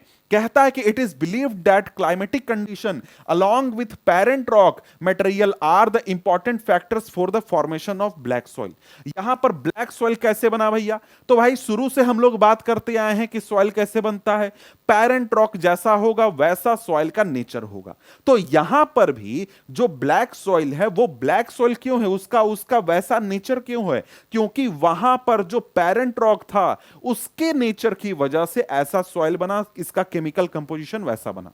आगे कहता है कि this type of soil is typical of the Deccan trap region spread over north west Deccan plateau and is made up of lava flows. यहां पर यह सॉइल पाया कहां जाता है? तो हमारा जो नॉर्थ डेक्कन रीजन है यहां पर, ये देखो, ये पूरे रीजन में यहां पर हमारा ब्लैक सॉइल पाया जाएगा, गुजरात के रीजन में और कुछ मात्रा में साउथ में भी ब्लैक सॉइल हमको देखने को मिलता है। और ये बनता कैसे है? तो भाई आज के लाखों साल पहले इन रीजन्स में जो लावा बह रहा था वो जब जम गया तो उससे ये धीरे धीरे धीरे धीरे निर्माण हुआ। ठीक है, तो ये किन इलाकों में फैला है? तो महाराष्ट्र के प्लेटू रीजन में, सौराष्ट्र के प्लेटू रीजन में, मालवा में, मध्य प्रदेश में, इसके साथ छत्तीसगढ़ में, और ये आपको साउथ ईस्ट रीजन में गोदावरी कृष्णा के आसपास वैलीज में भी ये फैला हुआ है। ठीक है, ये आपको ब्लैक सॉइल का तस्वीर है। अब ब्लैक सॉइल में आपको यहां पर दिख रहा होगा कि काफी दरारें पड़ी हुई हैं। ये एक फीचर है ब्लैक सॉइल का जो कि अभी हम देखेंगे। क्या बोलता है यहां पर? The black soils are made up of extremely fine that is clayey material. यानी कि जो ब्लैक सॉइल के पार्टिकल्स होते हैं वो बहुत ही फाइन होते हैं, एक्सट्रीमली फाइन होते हैं। कैसे? क्ले फीचर होता है। अभी क्ले क्या होता है हमने अभी तुरंत देखा था, वैसा ही इसका फीचर होता है। कहता है कि they are well known for their capacity to hold moisture. Black soil में यह फीचर होती है कि वो बहुत ज्यादा मॉइस्चर होल्ड कर सकता है, बहुत ज्यादा वाटर को होल्ड कर सकता है। कहता कि in addition they are rich in soil nutrients such as calcium carbonate, magnesium, potash and lime. यहां पर जो ब्लैक सॉइल होता है इसमें बहुत अच्छी मात्रा में कैल्शियम कार्बोनेट, मैग्नीशियम, पोटास और lime as a chemical composition present होते हैं, न्यूट्रिएंट्स प्रेजेंट होते हैं। ठीक है, कहता है कि these soils are generally poor in phosphoric contents. जो ब्लैक सॉइल होता है उसमें फॉस्फोरिक कंटेंट्स की मात्रा कम होती है। वैसे एक चीज बता दूं, मैं इस चैप्टर के शुरू से बोल रहा था कि एक इंपॉर्टेंट टॉपिक है जहां से क्वेश्चन पूछता है वो यही है, सॉइल्स जो हैं उनसे आपको क्वेश्चन पूछेगा। सॉइल के फीचर्स जो हैं वो अच्छे से याद कर लो, समझ लो, पढ़ लो, तो वहां से तुमको क्वेश्चन पूछा जा रहा है पिछले 3-4 सालों से, तो इसलिए इसको याद रखना। कहता है कि they develop very deep cracks during hot weather which helps in the proper aeration of the soil. अभी तुरंत मैंने दिखाया कि ब्लैक सॉइल जो होता है उसमें बहुत ज्यादा दरारें पड़ जाती हैं और उससे ब्लैक सॉइल को फायदा होता है। क्या? कि जब यह ब्लैक सॉइल सूख जाता है तो वो उसमें बहुत ज्यादा दरारें पड़ जाती हैं, तो उससे यह होता है कि सॉइल के अंदर एयर जाने पाता है और सॉइल जो है वो अच्छे से एरेट होने पाता है। ठीक है, कहता है कि these soils are very sticky when wet and difficult to work on unless tilled immediately after first shower और during the pre monsoon period. कहता है कि ये जो सॉइल होते हैं, यानी कि जो ब्लैक सॉइल होता है, ये बहुत ही आपको चिपचिपा होता है, स्टिकी होता है और इस पर खेती करना, जुताई करना बहुत ही मुश्किल है। और इसको जुताई करने के लिए शावर के बाद, मतलब जब बारिश होगी उसके तुरंत बाद इसकी जुताई की जाती है। अगर नहीं किया तो फिर एक तरीके से उस पर काम करना थोड़ा मुश्किल हो जाता है। अब तो अब के समय में तो इरिगेशन वगैरह करके भी लोग यहां पर जुताई कर लेते हैं। अब यहां पर रेड एंड येलो सॉइल्स की बात करते हैं। रेड सॉइल्स बनते किस चीज से हैं? क्रिस्टलाइन इग्नियस रॉक से। मतलब कि जहां पर क्रिस्टलाइन इग्नियस रॉक पहले प्रेजेंट था, उसी के इरोजन से धीरे धीरे क्या बन गया? रेड सॉइल बन गया। ठीक है, कहता है in the areas of low rainfall in eastern and southern parts of Deccan प्लेटू। कहां पर? जो हमारा डेक्कन प्लेटू है, डेक्कन प्लेटू के ईस्टर्न और सदर्न पार्ट में जो क्रिस्टलाइन इग्नियस रॉक हैं, वहां पर ये रेड सॉइल बना और वहां पर लो रेनफॉल हुआ इस वजह से, मतलब इस तरीके से प्रोसेस से ये बना। Yellow and red soil are found in parts of Orissa, Chhattisgarh, southern part of the middle Ganga plain along the Piedmont zone of Western Ghat. These soil develop a reddish color due to diffusion of iron in crystalline and metamorphic rocks. It looks yellow when it occurs in a hydrated form. यानी कि यहां पर क्या होगा? यहां पर red soil हमारा red क्यों होता है? क्योंकि वहां पर जो आयरन है वो क्रिस्टलाइन और मेटामॉर्फिक रॉक में डिफ्यूज हो गया, उसके कलर वो उसका रेड कलर हो जाएगा। और यहीं पर ये आयरन जब हाइड्रेटेड फॉर्म में प्रेजेंट होगा, तब ये हमारा सॉइल जो होगा वो कैसा हमें दिखेगा? येलो कलर का दिखेगा। अब इसके बाद आ जाता है लेटराइट सॉइल। लेटराइट सॉइल का मतलब क्या हुआ? मतलब लेटराइट वर्ड का मतलब क्या हुआ? कहता है laterite has been derived from the Latin word later which means brick. ठीक है, the laterite soil develops under tropical and sub tropical climate with alternate wind and dry season. तो लेटराइट सॉइल कहां पर डेवलप होता है? Tropical and sub tropical region में, मतलब कि एक ऐसा रीजन जहां पर बहुत हॉट वेदर रहता है। ठीक है, और यहां पर जब इस रीजन में अल्टरनेट वेट और ड्राई सीजन हो, मतलब एक सीजन आया बरसात का, उसके बाद फिर ड्राई सीजन आ गया, मतलब बारिश नहीं हुआ, फिर से बरसात आया, फिर से बारिश नहीं हुआ, तो इस प्रकार से इसका डेवलपमेंट होता है। कहता है कि this soil is a result of intense leaching due to heavy rain. अब यहां पर ये जो सॉइल हमको दिख रहा है, ये जो सॉइल बना है, ये क्यों बना? क्योंकि यहां पर जो पहले सॉइल नेचुरली प्रेजेंट था, उसका बहुत ज्यादा लीचिंग हुआ है। अब लीचिंग का क्या मतलब होता है? लीचिंग का मतलब होता है कि देखो, जब बहुत ज्यादा बारिश हो और उस बारिश की वजह से जो सॉइल है, सॉइल के जो कंपोनेंट्स हैं, बहुत सारे पार्टिकल्स हैं, वो बह करके चले जाएं, बह करके या तो उधर चले जाएं या फिर जमीन के अंदर नीचे के लेयर्स में चले जाएं, तो वहां पर इसी को प्रोसेस को हम लोग क्या बोलते हैं? लीचिंग बोलते हैं। कहता है कि lateritic soil are mostly deep to very deep, acidic, generally deficient in plant nutrients and occur mostly in southern state, western Ghats region of Maharashtra, Orissa and some part of west Bengal and north east region where these soil support deciduous and evergreen forest, it is humus rich. मतलब यहां पर देखो, जो हमारा ये लेटरॉइड soil है, ये कहां कहां पाया जाता है ये तो लिखा हुआ है। इसके साथ साथ देखो, कुछ इलाकों में जो लेटराइट सॉइल है वो हमारा एवरग्रीन फॉरेस्ट और डिसिडुअस फॉरेस्ट को सपोर्ट करता है। तो क्यों सपोर्ट करता है? क्योंकि यहां पर ये ह्यूमस रिच होता है। और कई सारे इलाके ऐसे हैं जहां पर की क्या होगा? जहां पर आपका वेजिटेशन कम है, जहां पर आपको पेड़ पौधे कम है, वहां पर ऐसा क्यों है? क्योंकि वहां पर ये ह्यूमस पुअर होता है। ठीक है, कहता है they are prone to erosion and degradation due to position on the landscape. ये जहां पर ये पाए जाते हैं, जो इनका लोकेशन है, इनके लोकेशन की वजह से इनका इरोजन और इनका डिग्रेडेशन बहुत ज्यादा होता है। और लेकिन यहां पर इनको अगर सही तरीके से कंजर्व किया जाए, सही तरीके से ध्यान रखा जाए, जैसे कि कर्नाटक के हिली एरियाज में, केरल और तमिलनाडु के हिली एरियाज में किया जाता है, तो इनका यूज हम लोग कर सकते हैं टी और कॉफी प्लांट के लिए। और यहां पर आगे कहता है कि जो आपको तमिलनाडु में रेड लेटेराइट सॉइल है, तमिलनाडु में, आंध्र प्रदेश में, केरल में, उसको हम लोग कैशे नट्स उगाने के लिए भी यूज कर सकते हैं। इसके बाद आ जाता है एरिड सॉइल के बारे में। एरिड सॉइल क्या है भाई? कहता है कि arid soil ranges from red to brown in colour, they are generally sandy in texture and saline in nature. Arid soil कहां पर पाया जाएगा? जो एकदम ड्राई रीजन होते हैं वहां पर एरिड सॉइल पाया जाता है। और ये जो एरिड सॉइल होता है इसका कलर कैसा होता है? ब्राउन कलर होता है। और इसका टेक्सचर कैसा होता है? सैंडी होता है टेक्सचर, जो पार्टिकल्स होते हैं वो सैंड जैसे फील होते हैं। और इनका नेचर, सॉइल का नेचर सलाइन होता है।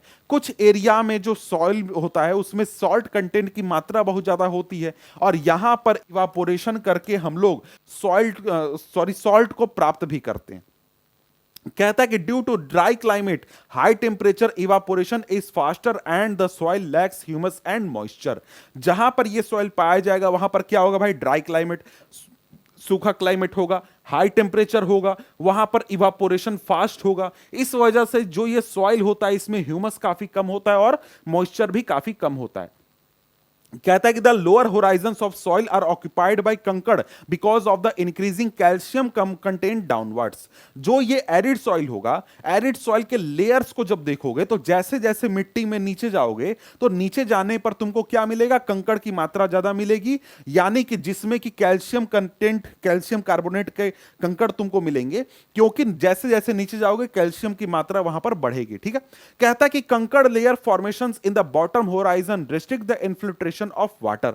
जो यहां पर ये सॉइल है, एरिड सॉइल, इसमें नीचे के लेयर्स में, जैसे कि मिट्टी, ऊपर का मिट्टी जो तुम देख रहे हो, उसके नीचे के लेयर्स में जाने पर क्या होगा? ये कंकड़ की मात्रा बहुत ज्यादा हो जाएगी और ये एक प्रकार का कंटिन्यूअस लेयर बना देगा। उससे होगा ये कि जो वाटर आएगा तो वाटर अंदर की ओर नहीं जाने पाएगा, नीचे की ओर नहीं जाने पाएगा। कहता है कि after proper irrigation these soils become cultivable as has been in the case of western Rajasthan. अच्छे से इरिगेट करने पर इन सॉइल्स पर हम लोग खेती भी कर सकते हैं, जैसा कि राजस्थान में हमने किया है, राजस्थान में पॉसिबल हो पाया है। ठीक है।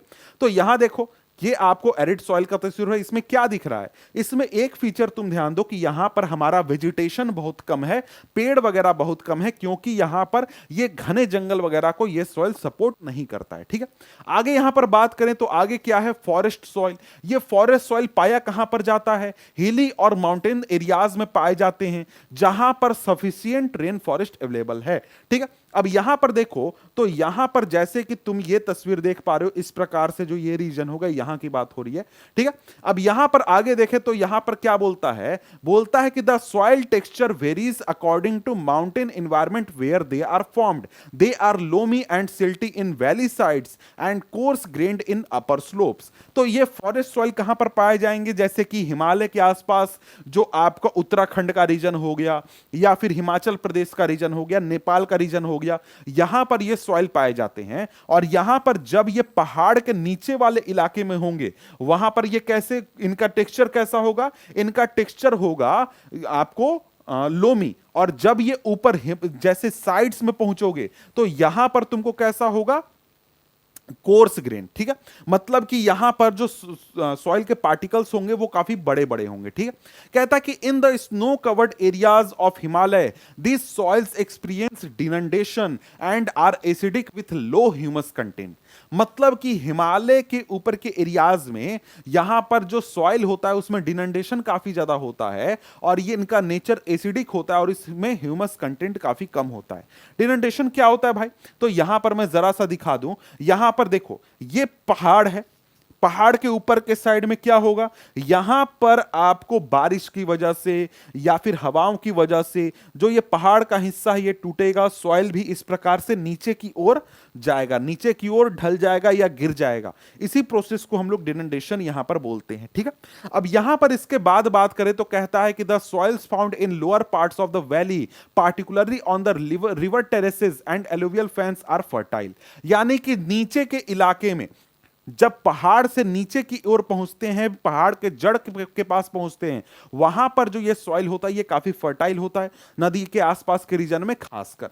इसके बाद यहां पर आ गया हमारे पास क्या? सॉइल इरोजन और सॉइल कंजर्वेशन। अब यहां पर देखिए तो यहां पर सॉइल इरोजन का मतलब क्या? The denudation of soil cover and subsequent washing down is described as soil erosion. मतलब जो सॉइल है, सॉइल का जो ऊपर का लेयर है वो बारिश की वजह से, हवा की वजह से या फिर किसी और कारण की वजह से जब बह करके या फिर किसी और हवा की वजह से उड़ करके अगर वो गायब हो जाता है, चला जाता है, तो उसको हम लोग क्या बोलते हैं? Soil erosion. ठीक है। अब यहां पर जो सॉइल इरोजन और सॉइल फॉर्मेशन का प्रोसेस है, ये एक साथ हमेशा चलते रहते हैं, ये साथ साथ सालों भर, जिंदगी भर हमेशा चलते रहते हैं। ठीक है। और इनके बीच में बैलेंस होता है, मतलब जितना सॉइल इरोजन हुआ उतना हमारा सॉइल फॉर्मेशन भी हुआ, इसलिए कहीं पर भी सॉइल जो है वो बैलेंस में रहता है। ठीक है। लेकिन कई बार क्या होता है, ह्यूमन डिस्टरबेंस की वजह से ये बैलेंस जो है वो डिस्टर्ब हो जाता है, क्योंकि ह्यूमन बहुत सारे तरीके की एक्टिविटी करते हैं। जैसे कि ह्यूमंस क्या करते हैं? डिफोरेस्टेशन करते हैं, ओवरग्रेजिंग करते हैं, कंस्ट्रक्शन करते हैं, माइनिंग करते हैं। ये ऐसे ह्यूमन एक्टिविटीज हैं जिनकी वजह से हमारा क्या होगा? सॉइल इरोजन होगा। ठीक है।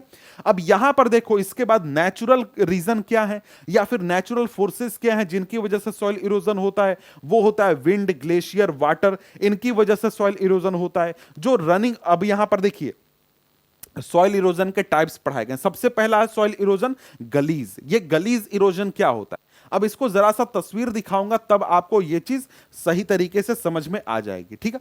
अब यहां पर देखो, कई बार क्या होता है कि जब पानी आता है, पानी बहता है, तो पानी इस प्रकार के स्कार जैसा आकृति क्रिएट कर देता है, यानी कि गली जैसा आकृति क्रिएट कर देता है। तो यह हमारा इरोजन क्या हो गया? हमारा गली इरोजन हो गया। ठीक है।